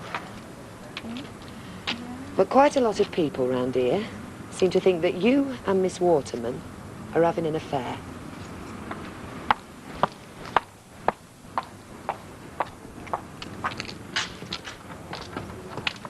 You don't believe that, do you? I don't know, Ken. I don't know what to believe. Look, no, what I mean is, seeing as we're related, I'll let you have that necklace, them earrings, all for £3. No. Don't think it'd suit me, do you? That were a good nap, sir. It ain't marvellous. Everybody in this house wants to be a flaming comic. You don't have to get me down. Look, no, what I mean is, you buy them for your girlfriend, or you can sell them to her. I don't He mind. doesn't wear that kind of rubbish, mate. She's got better taste. Oh, what's she doing knocking about with you, then? Right, Mum. I'll see you. Sit down. Yeah, ta-ra, love. Oh, So did you really sell all that lot yesterday? yeah. Made some money, I know. I'll tell you what, that cocker who breathalyzed me did me a favour, because he could make our fortune, you know. It's about time somebody did. No, straight up. I mean, I think I've got a natural flair now for this buying and selling lark. Oh, I'm glad to hear it. Especially if I get my 25 quid back. Ah, well, natural flair is no good without capital, Lovey. Do you mean I'm not? No. What I mean is, If you leave your 25 quid in there, it'll grow and multiply. Till you might be able to buy that winter coat you were talking about. Well, as long as you know what you're doing, that's all. Have I ever let you down, my sweet? Do you really want me to answer that, eh? Only it'd make me about 2 hours late for work if I did. Oh, I happen not then. Anyway, I'll see you back here then at dinner time. OK. And before you go to the stock exchange, wash up, eh? Certainly, my beloved. Now, what I like about this game, Deirdre, is being your own boss. You know, you get behind the wheel there, the open road in front of you. Tell you what, there's nobody looking over your shoulder. Oh, suppose not. You change. You take the other day, I was there driving on, minding my own business, you know. There's deferred hitchhiking, so I pulled over, you know, just... Oh, hi, Mike. Fred? Back already? No? Well, no, well, I haven't actually left yet, you know. I just called in for my 11s, so I don't have to stop on the way, you know. Well, see you then. See you soon, I hope.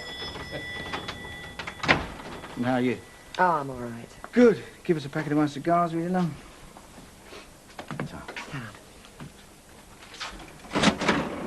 Have you, been talking to Billy Walker recently? Not if I can help it. I'd rather know, Mike. I have to find out from somebody what he's been saying, and there aren't many people I can ask. Saying about what? Ken and Sally Waterman. Look, if Billy Walker gave me the time of day, I want it checked. So he has said something then? Well, yeah. Wonder who else he's told. I mean, has it got as far as the factory? Have you heard anything there yet? Come on, calm down. If I listened to what my girls yacked on about, I'd soon be round the twist. Yeah, well, maybe I soon will be. Look at it this way.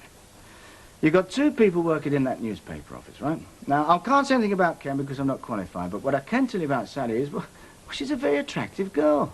It doesn't matter who was working in there with her. Sooner or later, there's bound to be talk. Just talk? Well, they say it's cheap, don't they? It's the only thing most people around here can afford. They also say there's no smoke without fire. Now, did you... Well, come on, Mike. We should know that. If nobody else does, we should.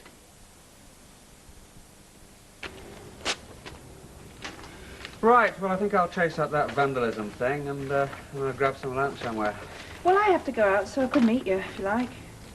Well, do you think that would be wise? Certainly not if you think about the Rovers. Why, because of Billy? Or what do you think? Oh, he's not as bad as all that. Maybe not, but he's being very free with his opinions as to why you stopped seeing him.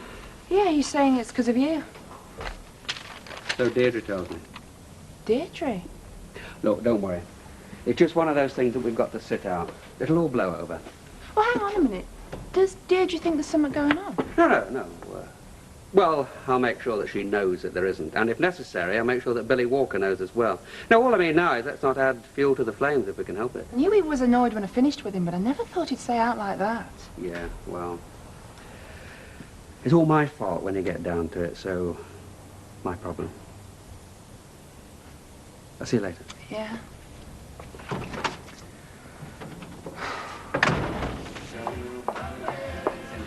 Hey, you know my mate Jack Duckworth? Yeah? Well, if he comes in here, tell him I've gone, eh? You can tell him yourself. Now then, darling, have you got a bacon butty and a cup of tea for a lad who's had out to eat his breakfast? It's not that long since. Well, I'm not saying it is, but I've got a very fast metabolism, you see. I need twice as much to eat and drink as your normal average human being. Joe, you fancy a cup of tea? No, it's more than my life's worth, mate. Hey, it's not that bad. No. Hey, he told me to tell you he's gone. You what? You've only just caught me, you know. I can't be sitting in here all day. Hey, that stuff you sold me went like a bomb. I had to fight 'em up. Well, you can't go wrong with quality. So, I was thinking, can I have some more, like? Oh, sorry. No, I've none left. See, the chap that supplies me, he does Harrods, all them people, and if they get in first, well... Oh, well, I was counting on that and all. I was going to try and get some permanent going. Ah, well, you still can, if you fancy your hand at a different light. Bacon sandwich and a cup of tea. All right, Simon. Blimey, what next? Top quality, £2 each. I can let you have a gross. Well, I don't know. I had my heart on jewellery, you see. Oh, well, suit yourself, but it's time I wasn't here, so... No. Hang on a minute. Can you leave us a couple, like, for samples? Yeah. 6. For £12. Aye, all right. Okay. And after that, I'm afraid it's make your mind up time, my friend. Because there's neither of us getting rich at this rate, is there? So from here on in, we either start talking in real numbers, or it's finito. All right, I'll try and sort some out, Joe. Okay, 4 o'clock. 5 past, I'll be gone. Okay. Have you finished with that? I've not even started. Well, be sharp. Hey, Phyllis, do you fancy buying a nice shirt for the man in your life? There isn't a man in my life. Well, buy the shirt first and then find the fellow who fits it after. You're balmy, you are. Thanks very much. That's all I can find for you at the moment. Yeah.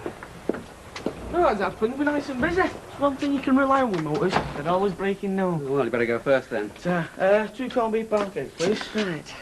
Didn't think I'd be seeing you today. No, I wondered if you felt like stepping out for half an hour. Watch the Rovers? Or to wherever you like. Oh, I can't actually. I'm tied up here over dinner. 90p, please, husband. Okay, you still want to go shopping tonight then? Yeah, I'll come round to the office later on. Thanks, love. Ken, can you hang on a minute? Cheers, ta-ra. Ta-ra, love. Bye, Karen.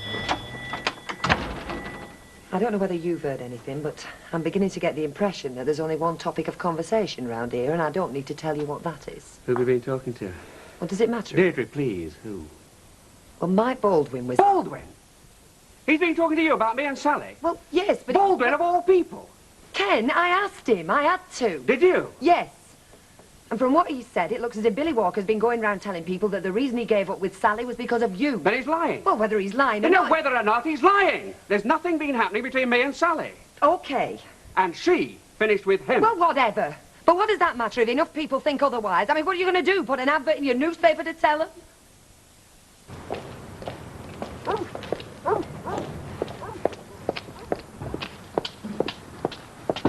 Emily! Your lodger. Norman? Aye. What neck size is it? Pardon? I've got some shirts here, absolute bargains. Oh, I see you're selling them. Aye, well, I've got to do, you see, keep Wolf from the door. Yeah.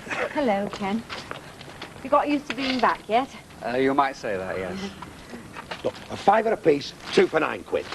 Oh, go on then. He always seems to be running out of clean ones.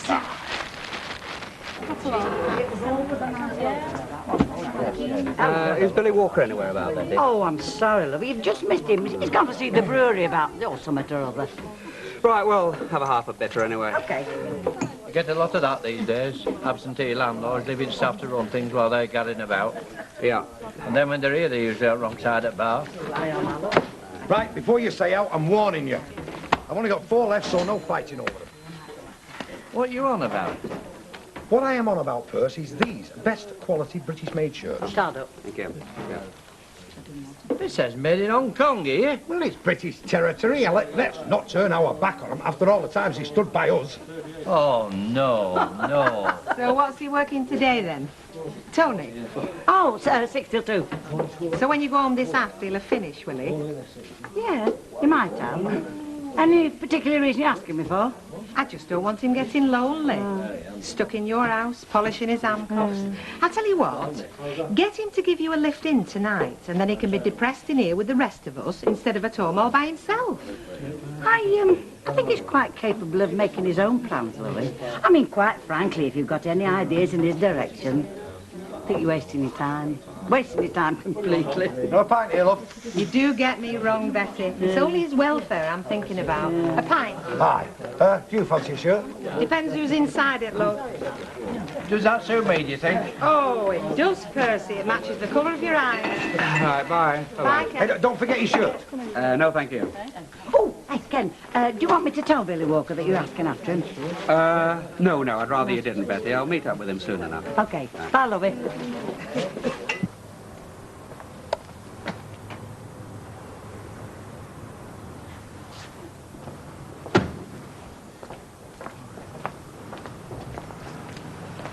Oh, yeah.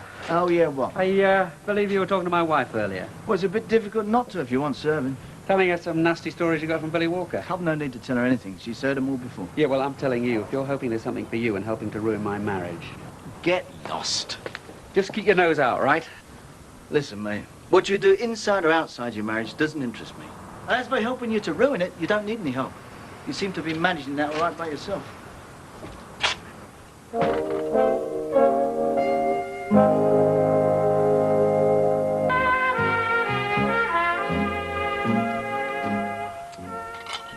So I can leave you to do washing up then, can I?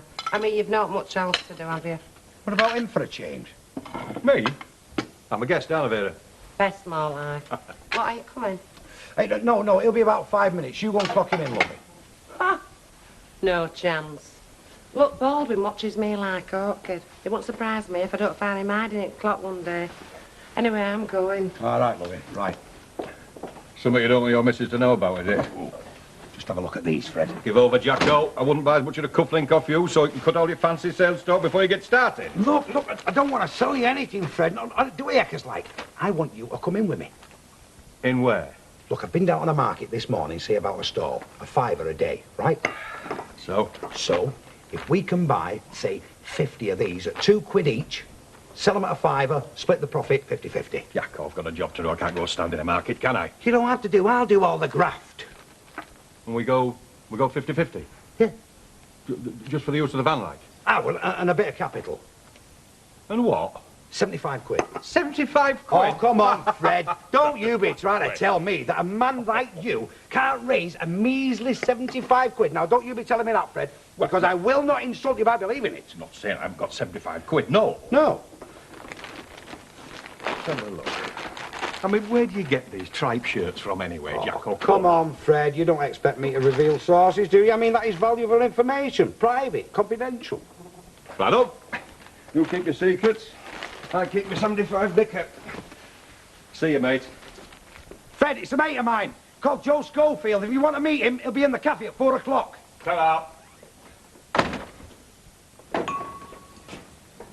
Right, you can leave that lot, Betty. Go and get your tea. I think I will, love. Pour a cup for me, will you? I will. I'll just see for the door. Okay,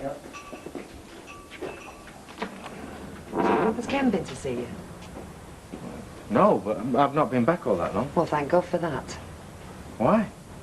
Look, come in, sit down. I'd ask you through, only Bet and Betty are through there.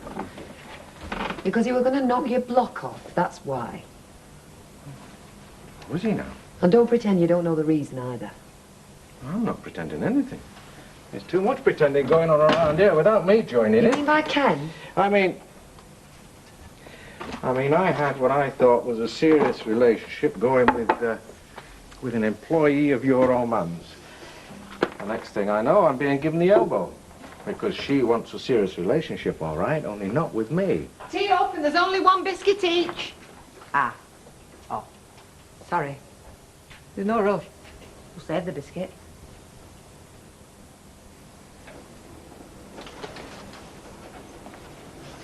Billy, Ken is not having an affair with Sally Waterman. Whyever it was she finished with you, it wasn't that. So will you please, please stop telling folk it were? Sure. If folks stop asking. Oh, look, Deirdre, the last thing in the world I want is to upset you. Looks like it, doesn't it? Only be honest. I mean, if you really were convinced, you wouldn't give a monkey's what I was saying. You're wrong, Billy. You couldn't be more wrong. Anyway, I think it's your husband you ought to be talking to, not me. Oh, and if Ken wants to know where I am, I'm always here. Well, that's fashionable. One week tea with plenty of milk. Thank you. 2 coffees. And whose is the pound cake? That's mine. Thank you very much. Hey, Gail, have you seen them? Jewellery yesterday, shuts today. And trafficking drugs next. No, not for much longer they won't. Because I'm thinking of asking a percentage of whatever they're on about now. Seeing as we're providing the premises. Yeah, but what if it's stolen goods, though? We'll get done as well as them, then. So you're satisfied now? The ships will sell? We've sold 3 already. 2 of them are to Emily Bishop. Yeah. She's a soft touch anyhow. Yeah, well, look, that's all very interesting, but what I want to know now is how many will you be wanting? Well, we reckon half a gross. Well, not the full gross? No. 72, top wax. Well, go on then. You've talked me into it. Doesn't take much doing. Yeah, well, see, I don't believe in haggling. Ah, me neither. I mean, we all trust each other, don't we? Yeah, it's funny you should say that, because you see, I don't believe in trust either. So what I'm looking for now from you lads is a deposit, just to cover my expenses tomorrow in case I turn up and you don't. Shall we say 25 quid? Sounds fair enough. Hang about. What if we turn up and you don't? Are you putting a deposit down? Now, what I'm putting down is my reputation. You see, I'm in business regular. I'm known. Now, no offence, but you boys are hardly Marks and Spencer, are you? Go on, pay him. You pay him. You're the one with the finance. I'm putting a flipping time in. No, it's flaming ridiculous, is this? think he's not used to commerce, my mate, you see. He'll, Right, tap. And you will have the balance for me tomorrow. Good enough. Right then. Let's keep our fingers crossed for good weather. Good weather. What if it rains? Do the shirts shrink? No. That must be bonkers, Jacko.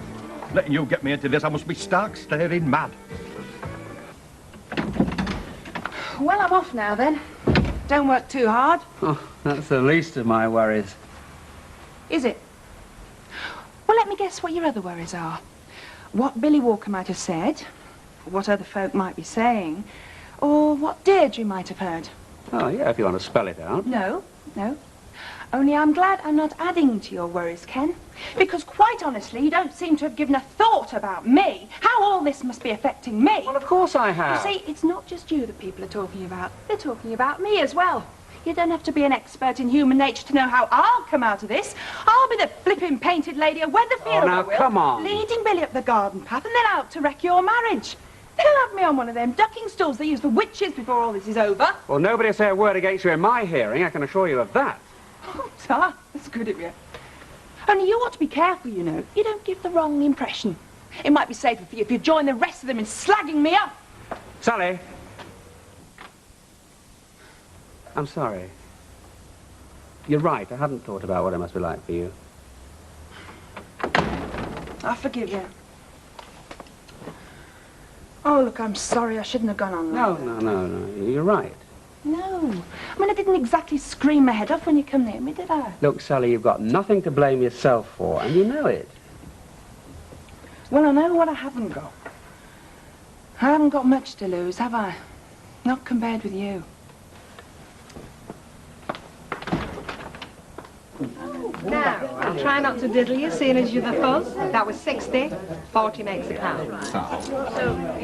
In fact, what are you doing tomorrow night? Not that I know of. Well, how about coming out with me? I could take you for a drink. We could go to the pictures. In fact, the world's our oyster, really. Sounds a nice idea, but... Oh, come on. You're not going to make this any more difficult for me than it already is, are you? I mean, generally speaking, it shouldn't be me that's doing the asking. No. Good. Yeah, all right. You'd be delighted. I would, yeah. You're around, mate. Right, and how are the workers then? I tell you what, we don't get a lot of them in here. I bet you're the only pair that actually get your hands mucky. Say that again. Hey, does that mean we get free drinks? Of course you do, after the revolution. In the meantime, I'm afraid you'll have to pay for them like everybody else. What you having? Orange juice, pint lager. Orange juice. From the revolution, it's landlords like him that's going to be first up against the wall. Yeah? You going to tell him that? No, I'll let him work it out for himself. You have to say yes. You'll give him no flipping choice. Oh, come on, Betty. Oh, well. I don't know what's bugging you about me going out with him anyway. I'll look after him. I'll see he gets home in one piece. Look, he had a bad time with his wife. So, I'll restore his faith in the female sex. I don't doubt it. I just don't want him thinking that I put you up to it. And that's why I asked him to give me a lift in here tonight. He won't. So why don't you stop doing your mother hen performance and let us chicks get on with it, eh? Oh, hi. Hi. You managed a bit of shopping then? Yes. Yes, I've just finished here. Sally gone? Yes. Not because of me, I hope. No.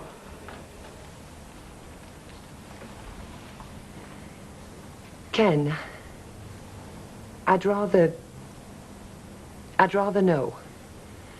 I mean, if there is something going on, I'd rather know, and I'd rather hear it from you than from anyone else. Why won't you believe me? Why? I don't know. But you don't, do you? I'm trying to.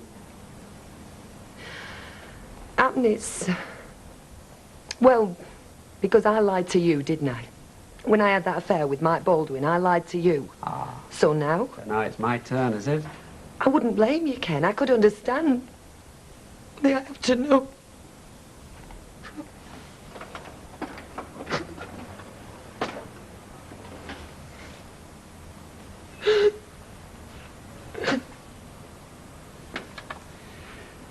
There's nothing to know.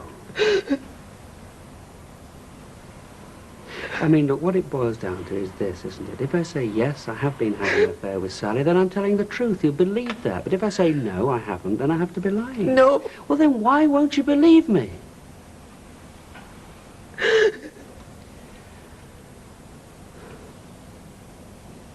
All right, then. What? You won't believe me, can't believe me. Will you believe somebody else?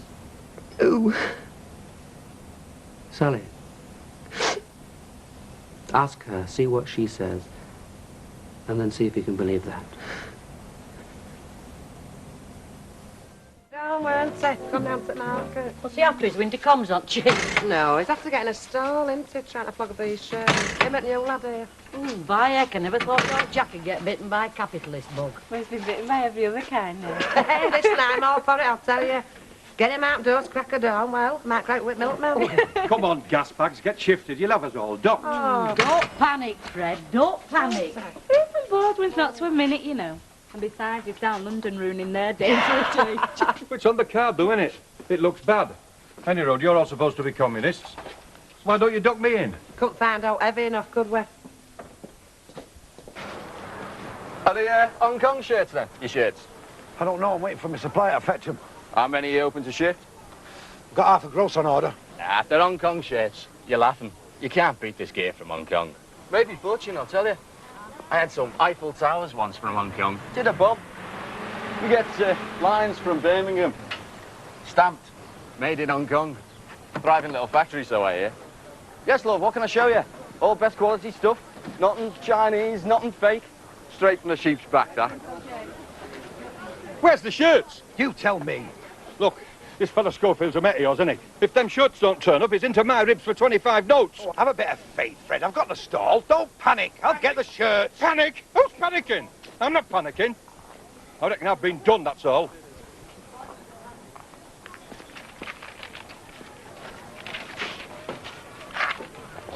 No luck. No, it must be the monsoon season. Ring your fella. Lay it on the line. Hong Kong or shove it. I mean that. Even the wife. You clock the soles of her feet. What's it say? Made in Hong Kong. That was quick. Forgot my purse. Right, well, I suppose I better get myself a mobile. Don't you dare go through that door. Pardon? I didn't forget my purse. I came back because I'm not having you creeping out of here before we've got one or two things straight. Ah, here we go. What's that supposed to mean? It means that I don't see the point in starting another circular argument. I am not having you go into that office, sitting there with that little bitch holding her hand, gawping at her legs. You're being ridiculous. Am I? Ridiculous, unfair, and far too emotional. All right. I'll admit to emotional, because I am emotional. I haven't got it in me to be as laid back as you seem to be, not about this sort of thing. Yeah, well, that's well established. All right. So I went overboard. You owe me one, as they say. Yeah, Deirdre, we've been into all this. I mean, I can only repeat myself. I don't feel that you have any sort of moral debt. Well, that's easy to say. But obviously you do. So I'm dreaming all this up, am I? So we can be even Stephen. I scored, now you scored. It's level pegging. It's a theory. So what do we do? Call it a draw or kick off for the next match? It's a theory that might explain why you find all this gossip and tittle-tattle so easy to believe. It's a theory that makes me a nutcase. I mean, just ask yourself, who started these tales? Billy Walker, for God's sake. Now, why are you so anxious to believe him? I mean, what is he? He's a man of such enormous conceit, he can't accept the fact that a woman could chuck him out of her bed without there being a rival. It's not just the gossip, Ken. It's you. I've been through this before. I remember when Ray started playing around. I remember the silences, the little white lies. So what are you saying? That I'm having a deep affair with Sally Waterman? Maybe. Oh. Don't know that I like being compared to Ray Langton, but if I remember rightly, didn't you break that marriage up? Wasn't it you who, at the end of the day, took a totally uncompromising attitude over something that might not have been so serious? It was the way I was kidding. I don't kid people, Deirdre. It's all nonsense. I told you, if you don't believe me, go and ask Sally. Though why we should drag her into something that's essentially our mess. I mean, quite honestly, if you can't take my word, Hey, look, a couple of yards of this in your front room, your old fella will think he's come home to the wrong house. Not 349. Hey, Joe! 249 Over here! Square yard. Can't say better than that now, can I? Blimey, I thought I'd never find you. I have been stood here an hour. Folk have been asking me what I'm selling. Fresh air. Hey, that's a good idea, that. You've got quite a line there. You could call it natural ozone or something. You do it. Right, so this is now, it. look, don't snatch. Come on, get them tipped out. I'm not buying blind. No one is asking you to buy blind, my son. I just don't want you snatching. This is good gear. It rips easy. Hey, they all have collars and cuffs and buttons, do they? Now look, they're a total shirt. Non-crease, drip dry, double cuff. You hang this stuff on your line, you hire an armed guard to protect it. Now come on, you've had your snotty nose in the window long enough. Let's see some readies. Right, about the readies. Well, look, come on, 150 quid in a sweaty palm. just hang on. We said 119. Oh, so we did. Excuse my arithmetic. Haven't you got a head for figures, eh? You wouldn't like to take half now and half Now, would you take half a shirt? Pleasure doing business with you, Jacko. You want any more gear, just ring the office.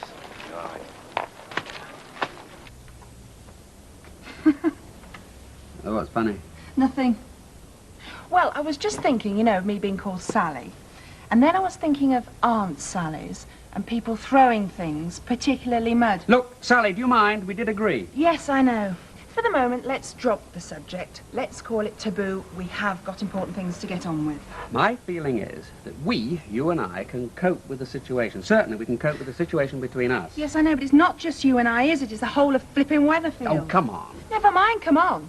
It might as well be in the paper, with me cast as a slaggy bit of crumpet, trying to get a hooks into somebody's husband. You're overreacting. Nobody's saying that. You're telling me Deirdre's not saying that? She's certainly thinking it. Deirdre hasn't got that type of mind. You don't half idealise Deirdre, don't you? Rubbish. And she idealises you. Which is why I'm going to cop for the mud now it's hit the flaming fan. Look, if we stop beating it to death, it will go away. OK, suppose it will. Where does that leave us in our situation? It leaves us as two people who can work together, be honest with each other. Be, if you like, now that the sex thing has simmered down, good mates. There was never much sex thing to simmer down, was there? One kiss. You know what I mean. One kiss. Surprised at the filing cabinets. And then suddenly I'm down as a home wrecker. Wonderful recorder. Oh, yes, he is. Hold on. Stay them. Morning, Bob. I'm supposed to be where? Look, I'm terribly sorry, but I went clean out of my mind. I mean, we really are very busy here now. Yeah, right. Right, well, I'll be along in 15 minutes. Why didn't you tell me I got a meeting? Well, if you looked in your diary from time to time... I bet you told Deirdre you went to bed with me. Why should I tell her a thing like that, for heaven's sake? Well, some men like to boast, don't they, even to their wives? Especially to their wives. Maybe, but I'm not that far gone. Not yet.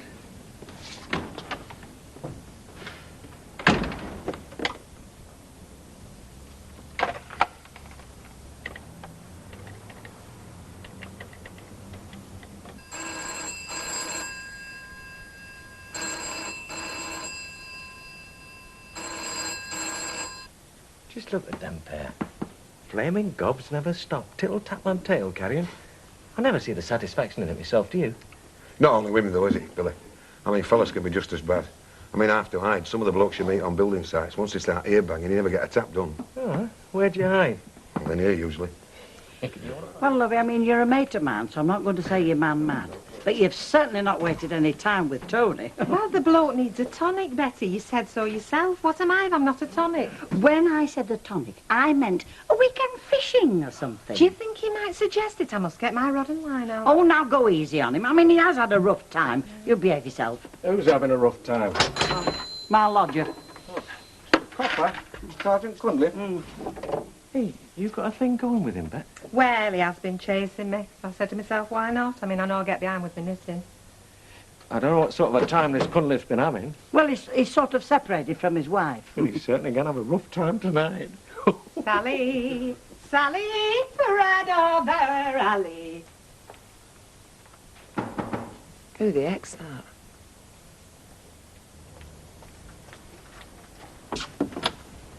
Oh, hello. Hi. Well, I hope I've not called it an awkward moment. Not at all. No, I just thought... Well, you must know why I'm here. I don't suppose I'd need 10 guesses. You better go through.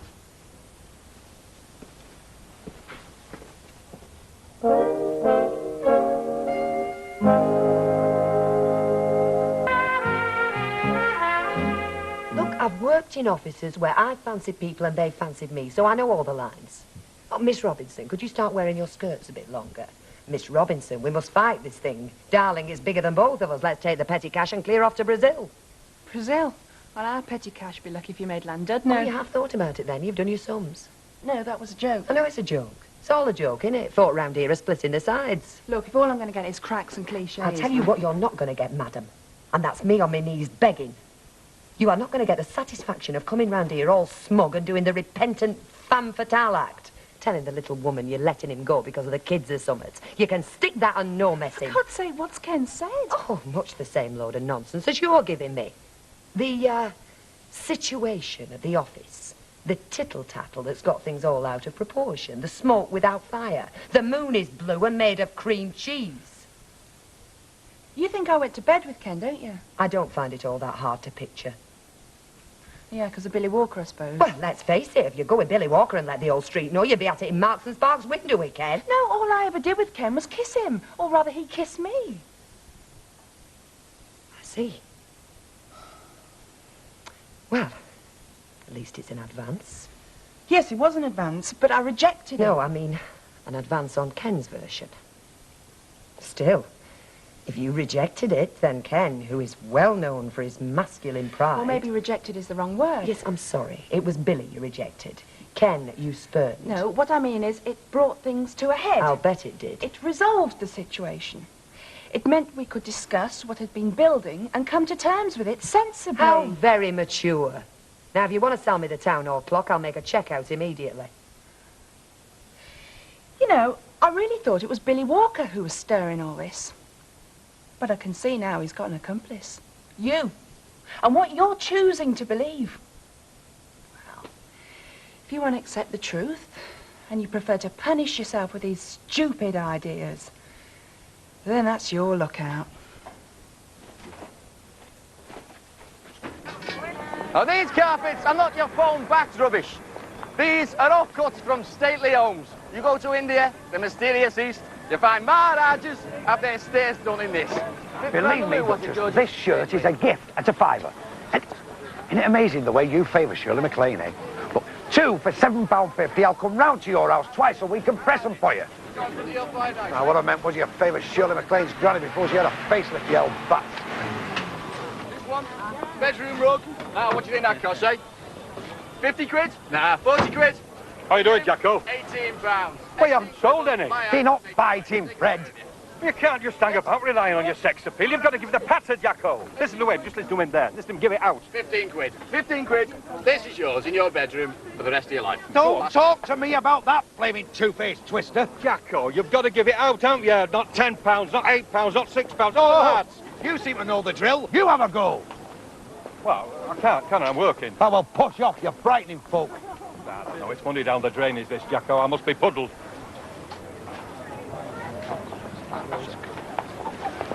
I told you, didn't I? But take my advice. Go for the Hong Kong lines. I'll put you in touch with my brother-in-law, all right?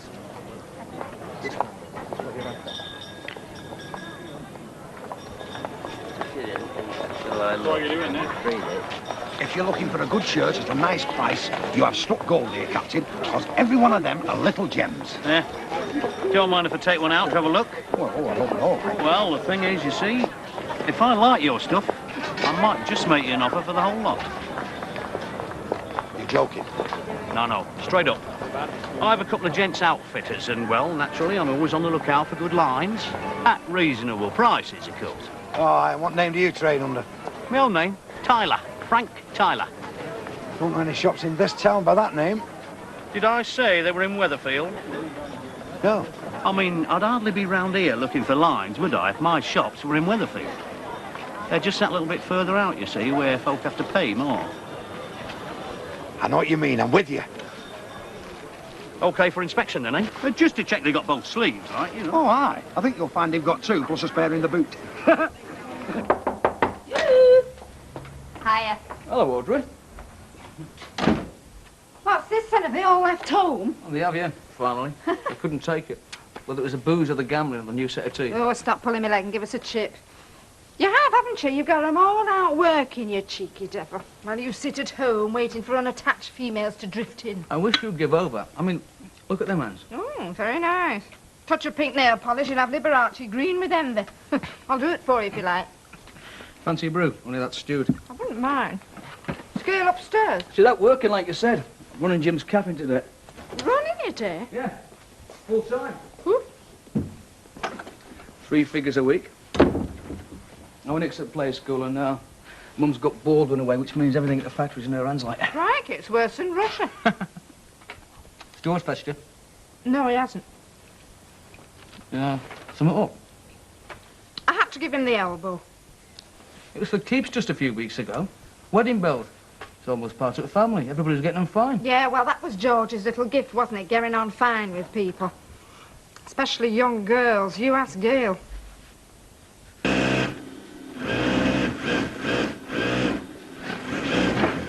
Right, Fred, you want to be careful. You'll be losing weight. Yeah, all this work, all this humping. Give yourself an hernia. Come back now, you might disappear down the plug. The only way that I lose weight's through worry, innit? I've just been down that market, it's pathetic. There's your Jack, he's mincing about, he's hardly sold a shit. There's tears in his eyes, he's hardly sold anything. Hello, talk of the devil. Come on, Jack, give us the bad news. You've been nicked. Them shirts were hot. Look, Fred, lad, get the demister working on your specs, because I have only done a bungle, sold every last shirt on the stall. Oh, aye, what has? Dusters. To a fella called Tyler. Tyler? What's he going to do, the roof with them? No, he's in the gents' outfitting business, and he's only took the lot of his hands at £4 each, plus he wants another delivery by weekend tomorrow, if you can manage it. Hold on a minute. Well. Where am I? Am I in the Rovers? Are you after a start or something? No, I'm just going, Petal. Toodle pip all. By the way, the date we had Ivy. The Ritz is out. Have to be back at the gasworks. Fred, have you fetched that denim? It's over there. Well, come on, genius. Be brilliant. Work out your next move, like unwrap it. Hey, you, come on. What's to do? What's all this whispering about? Sure, Jack. It's flogged, all them shirts. It's flogged of wholesale. Do you know, Vera? This could be the first lap, love. The first lap of an empire. A shirt empire. Hey, what's he doing? He was told to unwrap that stuff. Oh, belt up, and... And you want to be careful if Ivy cop's on. Careful? What do I have to be careful about? I'm married to a shirt millionaire.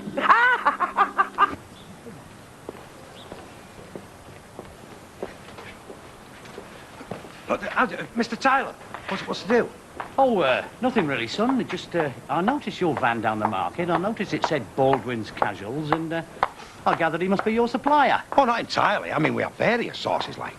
Oh, well, the point is, you see, if I'm going to start making some sizable orders, and there's a firm that can supply me direct, nothing against you, son, well, I need to know what the setup is, don't I? Hang on, I'll take you in the office, like. Look, Seth, just stop belly aching, will you, and put the bet on. You'll be right. I'll be down in the morning, settle up with you. Yeah, well, I've just pulled up a big deal, as a matter of fact. Oh, and by the way, Seth, if you've got any spare cash, bung it into shirts. Ta-da. Mr. Tyler to see you about a big shirt order, Mr. Baldwin. Oh, shirts. No problem, is there? No, it's just given the size of his possible order. Mr. Tyler would feel happier doing business direct with you, Mr. Baldwin. What I am actually offering you, Mr. Baldwin, is a regular outlet. Sit down, Mr. Tyler. Have a Corona. Oh, thank you. We'll take a couple. Any messages? No. Any visitors? No. Great. Nothing like a quiet life. Had a good session with Statham. He seems fairly pleased with us. I went round to see Deirdre. You what? I had to. Why? I just felt there were some things I needed to say. Weren't going to miss your big scene, in other words. Maybe. I don't know. But I found out one thing, any road. And what was that? I found out that you haven't been exactly what you would call straight. With you? With Deirdre. Look, Sally, I know that you believe that honesty is the best policy, but in these areas, you know, you have to be a little more circumspect. Probably. If you feel you've got something to be ashamed of, but I don't feel I have. So what did you tell her? I told her the truth. That I'd made approaches? Yeah, well, I mean, that is the truth. Oh, charming! And what did she do, hit the roof? I don't know, I didn't wait around to find out. But I don't see why she should, when she's thought about it. I mean, it was all something and nothing, wasn't it? It was all in your head. The kiss wasn't just in my head, was it? That was real enough. I thought you would have told her about that. But why you couldn't have told? Why you couldn't have admitted to a kiss? Well, I didn't. Beware the dangers of absolute truth. Well, Ken, what it now boils down to is she now knows the worst. Which is totally harmless. Correction. What it now boils down to is she now thinks I'm a liar. One more and we've got the Empire State built. Are you ready? You blew on it, didn't you? All right, then. One more go, then bed. You right? I'll start it. Bed? Yes, you're going to bed. Come on. Never love, mind, bang it. What do you know about George Epworth and young girls? Eh? It's just something your mum's done. It keeps coming back to me. Well, I think it was always obvious he had a sort of glad eye. Well, it wasn't obvious to me. Well, maybe it should have been. Why would you mean? Gail, are you saying he made a pass at you? Yes, he did. When? That day we had the Olympics and then the concert. He brought me a drink back. Yeah, I remember that. The cheeky... Was it a heavy pass or was he just fooling? Heavy enough. I had to make it fairly clear I wasn't in favour. Why didn't you tell me? Well, I didn't want any bother. Anyway, now my mum's given him the boot, I doubt I'll ever set eyes on him again. For his sake, we'd better not. So, Remember what you got to do today? what? Pick up that new rug. It's over a week since they rang to say it was in. Yeah, we'll have to get time. It'll only take 10 minutes. I'll see. Brian, What? I'll say this once more, and as far as I'm concerned, the subject is a dead duck. George just got a bit fresh with me, and that's all that happened. Just a bit fresh, eh? Now, if I remember rightly, you were upset for days. Not a word for anybody, and especially your mother. And just because he got a bit fresh with you. Well, yes, it was because of who he was, my mother's fiancé, more than what he did. Exactly. Your mother's fellow maid, welcome here, and he goes and... Gets a bit fresh with me, and it was I nipped in the bud, subject closed. She's telling truth, Brian. I'm sure she is. Nothing well serious happened, love. Well, I don't care. I'll still kill him if I see him again. I call it a lie, Ken. What do you call it? It was the truth. I did not have an affair with Sally. I did not make love to her. You did show a lot of restraint, didn't you, both of you? Well, yes. Then it was a lie. You fancied her and you said you didn't. I never said that. I said there was nothing going on. There was something going on. You were fancying her. Oh, I give up. I should if I were you, Ken, because you haven't got a leg to stand on and you know it. I don't know it at all. Are you saying I happen to be attracted by other women? It was more than that. You were practically falling into each other's arms, according to her. Once. We kissed. Once. Did you like it? Did you? It was a mistake. But did you like it? Well, it wasn't exactly repulsive, no. Well, you might as well have had an affair with her then. One embrace is not an affair, for heaven's sake. It is up here, in your head. You were fancying her rotten up there, sitting across from her in that office, having a right old lust. Deirdre, you're being ridiculous, and I think you know it. It wouldn't have been so bad if you'd told me this in the first place when I asked you if there was anything going on. Wouldn't it? You'd have still gone up the wall. So, because my conscience was clear, I was diplomatic. I didn't tell you everything. What man would in his right senses? I'm not a masochist. What she got that I haven't got anyway. Not a thing. Oh, so you were just being greedy, were you? Well, you're right about one thing. She is there, in the office, and she's not exactly ugly. Neither am I. I never said you were. You're beautiful. And I love you. Yeah, well, just watch it in future, eh? Keep your eyes on your work. I will, believe me. Hey, it's a bit late, this, I isn't know it? it is. Morning, ladies. Nice enough day for nearly November, isn't it? My granny used to say, it was to stick like this till Christmas and then buckle. What do you want? A good question. You've been putting more time in here lately than some of this lot Jack Duckworth. He's got business connections with this place, haven't you, Jack? What business connections? Well, I understand he's bought us out. Or at least joined the board of directors. You know, there's more comics in here than there are playing football, you know. No, what it is, have you seen Out of Fred? Only he's not asleep in the back of his van like he usually is. He's gone to fetch a parcel from station. Oh, well, it won't be long then. He's gone to Weatherfield station, not Euston. See, there you go, one quip after another. No, if you see out of him, will you tell him to get in touch with his partner? Who's that? Me. You've heard of Flanagan and Allen, haven't you, Ivy? Well, this isn't in here noddy. Are you going to stand there letting her insult me? Well, you should make it so easy for her, should you? Ain't not evening, innit? Got Barbary, Kimasabi. Hiya, Barbie. You what? There's too many human bugging devices in here. Listen, has he been in touch? Who? Well, I don't mean Archangel Gabriel, Tyler. No, not a dicky bird. Who knows keeping him? You'll be keeping me, mate, if Baldwin finds them shirts in the back of his van, I'm telling Oh, you. give over. They'll all be gone by morning and we'll be sat there holding a big fat wad. Tell you what we'll be holding, mate. We'll be holding an inquest. An inquest into a financial disaster. You know what your trouble is, Fred? What? You are a pessimist. Me, I can see a jackpot in a septic tank. Get away. Come on, let's go and gloat over our merchandise. Hasta la vista, senoritas. What's going on between them two, Vera? Would you say you'd enough to worry about, I've got more than my share, why? Well, don't ask. Eh, Vera? How too do they have to be, before you can get them certified?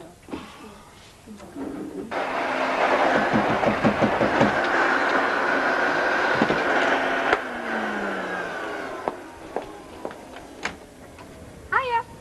Hiya. Oh, now I know what they mean by a frosty welcome. Well, what do you expect, ma'am? Especially after yesterday's performance. What did I do yesterday? Apart from turning up, which was the first calamity. Is there a society for the prevention of cruelty to parents? Because I think I've got a case. Yeah, you haven't got a drink or anything, have you, love? I could murder one. It's only 11 o'clock. The pubs are open in Blackburn.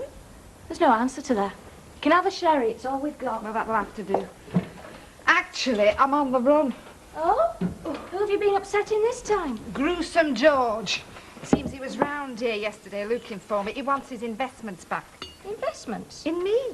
Like this engagement ring and this bracelet. How can you keep on wearing that ring now you're finished with him? Because it's expensive and it's gorgeous. Ta. Cheers. Oh. Oh, that's better. You know, I have tried cocoa and hot milk and that, but they don't seem to work like booze. Now, what were we talking about? Oh, yes, George the Grope. Are you going to give him his jewellery back? Do me a favour, love. These are the spoils of war. I mean, it's not my fault if he didn't come up to scratch. He owes me for the hours and hours I wasted on him. Aren't you frightened he might turn nasty? It looks as though he might. He's got to find me first, hasn't he? Oh, could I have another little drop? Come on, lovey. Look, my hands have nearly stopped shaking.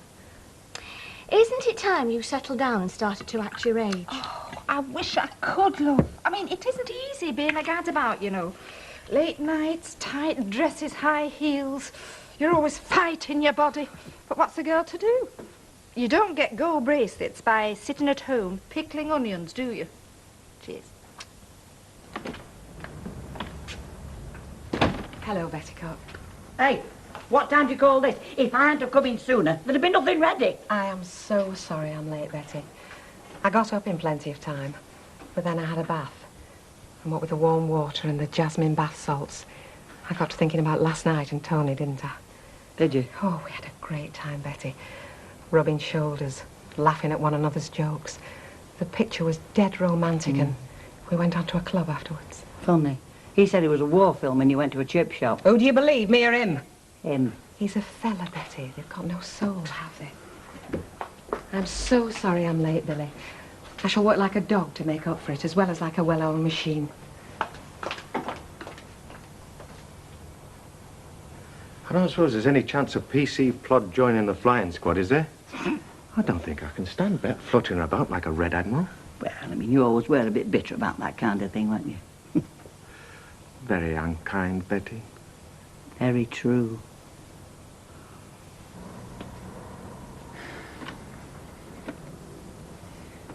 I want to hand him a notice, Ken. Pardon? I think you're best if I leave. Why? Now? Well, it's all turned into such a mess, hasn't it? Well, I wouldn't argue with that.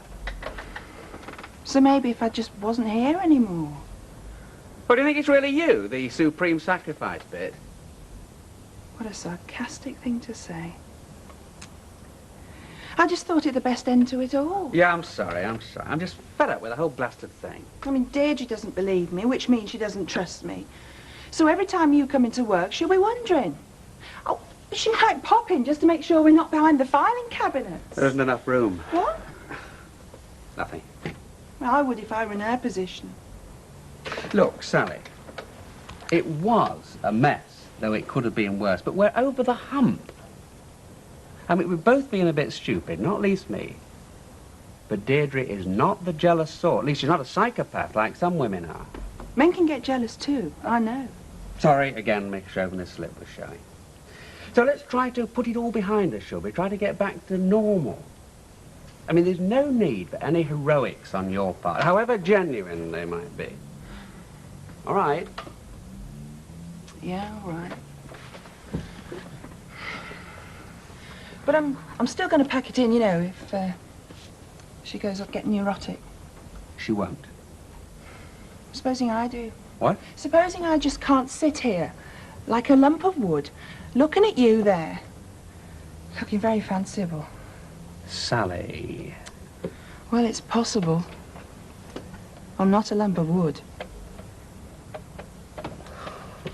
So I thought I'd keep out of his way for a bit, give him time to cool down, you know. Hey, you're not thinking of stopping here, are you? Oh, that's nice of you to invite me, Ivy. I'm not inviting you. Oh, Ivy, and us related by marriage.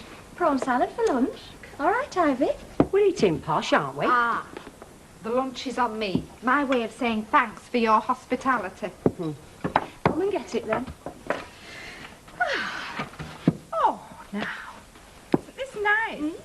You wouldn't think so if our Brian were here, threatening blue murder, like he was last night and this morning. Yes, he is very physical, is Brian, isn't he? Still, I suppose it must have its advantages. Oh, it has. Oh, Ivy, come on. Brian isn't here, is he? So let's think of someone we can pull to pieces and enjoy ourselves. Who had the vino? Eh? The wine. Oh, I'm sorry, I forgot. It's in the fridge. I'll get it. She's impossible, isn't she? She's a menace. Oh, Ivy. It's all right, it's all right. I'll get it.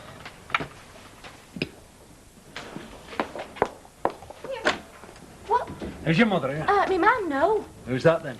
The Rose of Tralee. Oh, George, love. What a surprise. I'll bet. I'll have a drop of that.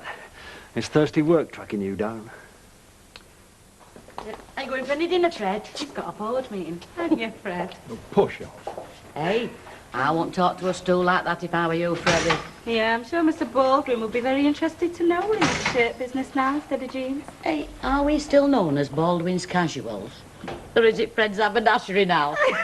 Hey, yeah, I hope you've examined them shirts, Fred, because they might not have any laps on.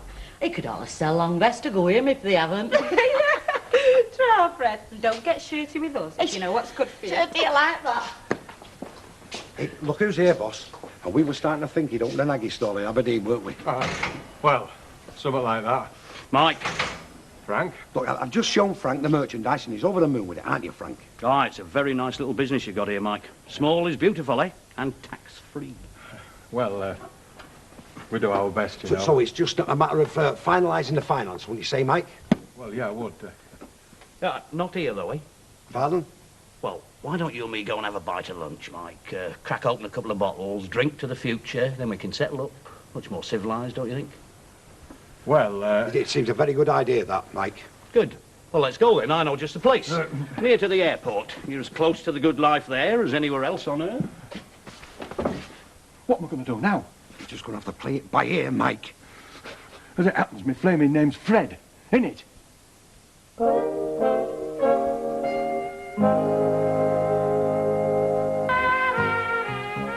Aye, that diving header was brill, wasn't it? Oh, I tell you, Robson, he's untouchable in the box, isn't he? You know what I mean? Hey, is that a car outside our house? Aye, it looks like it is, doesn't it? I wonder whose it is. Don't know, insurance man, selling man, rent chap. Haven't got any of them, mate.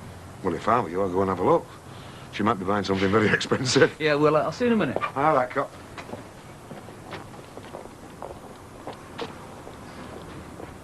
Then there's a little matter of the 500 quid I put in the savings bank in your name. Oh, you never mentioned that, did you? He's rambling. It's there in your name, in the book that I gave you. Oh, that book. Oh, well, didn't you call that, now what did you say that was? Back pocket money that you didn't want the taxman to know about? I want it back. Oh, get lost, George. What do you say, Gail? My sentiments exactly. Of course, you like your mother, you aren't you? In more ways than one. You want to watch what you're saying, you? I thought I knew that car. Now, Brian. Away then, George. Just feeling a bit sick at the moment, aren't you, George? Yeah, well, just give me what I'm entitled to and I'll be off. What you're entitled to? Now, that's interesting. Brian, please, he's here to see me, Mum. Keep out of it. But that's the point.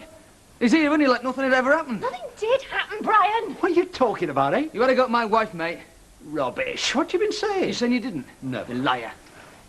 Well, we might have had a kiss and a cuddle, no more. She was all for it, weren't you, love? You... Oh, Brian! Now, come on. Brian!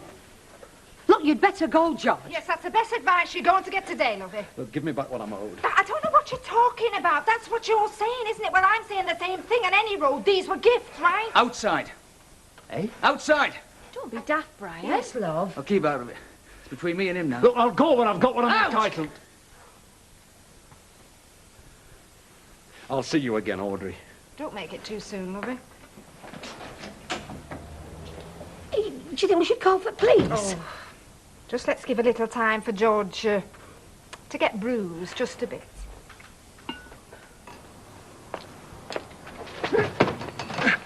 Got to be careful about thumping people, mate. I once had a nasty experience, and that's the only reason why I'm not going to give you a good idea. Right. If you as much as see my wife in the street, then cross it, because they don't even want you that close to her. Got it? Now beat it. You've not heard last of this. I've got friends. I said on your way.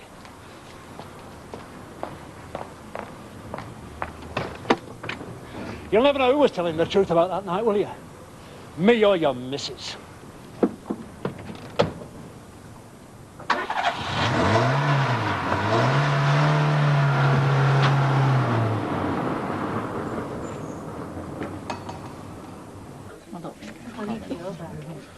Hey, another deal. Sure, Jack keep looking at his watch for. Probably thinking of popping it. Perhaps he's got a date. Well, they won't be much good to him, that's a fact. Gee, I thought your love life had improved. We being off work and being able to devote more time to it. Yeah, I expected to see your curtains closed at dinner times, Vera. No, he reckons it's business pressures, you know, leaves him drained. Yeah, well, I'll tell you something they've not left drained, Fred. It's like trying to dodge hailstones in that factory. His hands are everywhere. Oh. Hey, look, there he is again, looking at his watch. There you are, gentlemen. What's it like having a couple of handmaidens looking after you? We'll tell you better when you've been doing it for a month. Hey, Tony. At least. Told you to go to theirs, didn't I? Well? What? What do you think about the soup? What do you think? Needs more salt. Nice taste of mushrooms, though. Yeah. It's pea soup. Never. They're pulling your leg, Betty. Ooh, they better be. You going on duty, Tony? I'm on afternoons. Will you be in later? No, I don't. Do you know, I wouldn't have your job for a big clock. Nearly all your hours are antisocial, aren't they? A bit like yours, Bet. Yes. But you do appreciate it when you do get time off, don't you, Tony? Yeah. Some of us have to go back to work. Can you say out to Fred? Tell her to get in touch, will you? Have you got yourself into another pickle, Jack? A pickle? Me? Do me a favour. We're 10 lengths in front, me and Fred. Listen, we're into something big here, very big. You could be wearing mink come winter. Smile would do me. Why have you no faith in me, Vera? Because you're a clown. Oh, for Pete's sake, let it drop, Brian. It's over and done with Yes, now. I'll second that. You two never wanted to come out in the first place, What did was you? the point? There was no harm done. And anyway, we knew the way you'd react, just like you are doing now, like a madman. Hey, steady on, Gail. Yeah, I think that's a bit strong, love. About Ivy, he's just had a fight in the street. There was no fight. Anyway, that's not what I'm talking about. I'm talking about you two ganging up and not telling me when I should have been told. We thought we were doing it for best, Yes, Brian. and judging from the way you've reacted ever since you did find out, we were dead right. Well, it might have come as a Shut bit up, Mum. Sorry. I want to know if you've told me everything. Yes, I've told you everything. Because you've kept it quiet once, and I'm sure you can keep it quiet again. Tell him, Ivy. Yes, I'm sure she's told you everything, Brian. What do you mean you're sure I have? I definitely have. That's what I just said. Well, it didn't sound like it to me. It sounded to me like you had your doubts. Well, I didn't mean it to sound like that. It seems to me that you two can make anything sound like you want it to, like most women can. Oh, spicy, having a go at women now, are Yeah. you? Yes, well, maybe if men weren't so bull-headed and insensitive, not to mention thick, we wouldn't have to make things up in the first place. Steady on, Gail. I don't think our Brian's thick. Excuse me. What? I just want to say that I'm going. Eh? Going? Well, I don't think I'm going to have any more trouble from George. Not today, anyway, thanks to Brian. And I can always come running back here, can't I, if he does cut up rough. So I say ta-ra, take care. Oh, can I just give you a bit of advice? Shouting at one another never solves anything, right? Still, they do say that families are the most violent places there are, don't they? Anyway, ta-ra, take care. Well, of all the flaming cheek. What are you on about? Well, this is all her fault, isn't it? I mean, she hasn't brought her fancy man here with... My mother doesn't have fancy men, Ivy. You what? She's had more fancy men than Elsie Tanner, and she set a record. Oh, And where are you going? a flaming pint. You'd do better going for that rug. You know what you can do with that rug? Blooming heck, she's upset everybody in this flipping house, your mother. Your son doesn't take much upsetting, does he? Hello. Hi, you're back soon. Yeah, well, I've had a belly full of today. Oh, what's gone wrong? Well, sort of got off on the wrong foot, didn't it? Yeah, I suppose it did. I'm sorry, Ken. What for? Making a mountain out of a molehill. I was jealous. I mean, like you say, she is a very attractive woman, and the thought of you and her even flirting... Jealous, eh? Yeah, don't let it go to your head, sunshine. I think it might.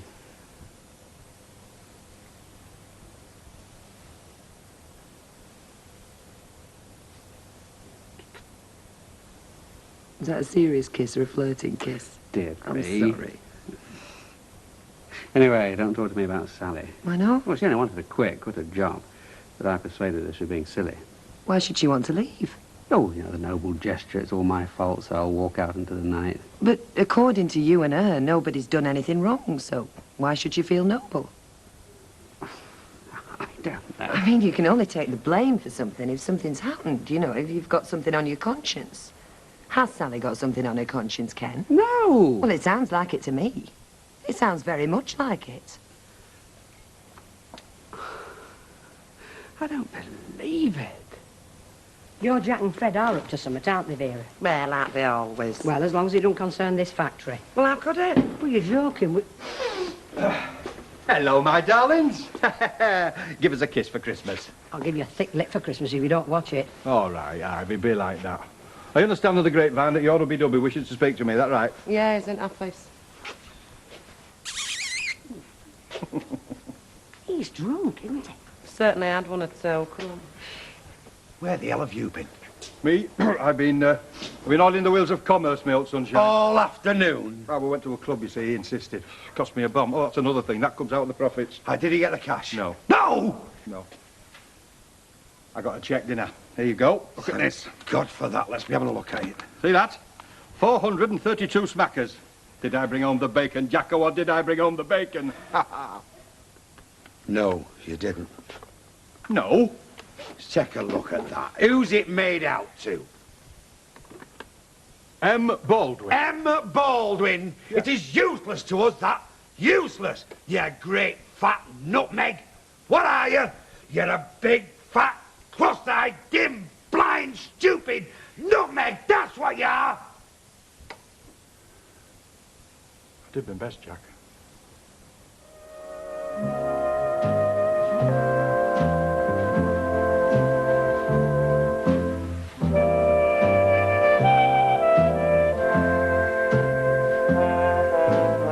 It's Gossip City with a soap hour every weeknight at 6. Robin's Nest is coming after the break here on Plus.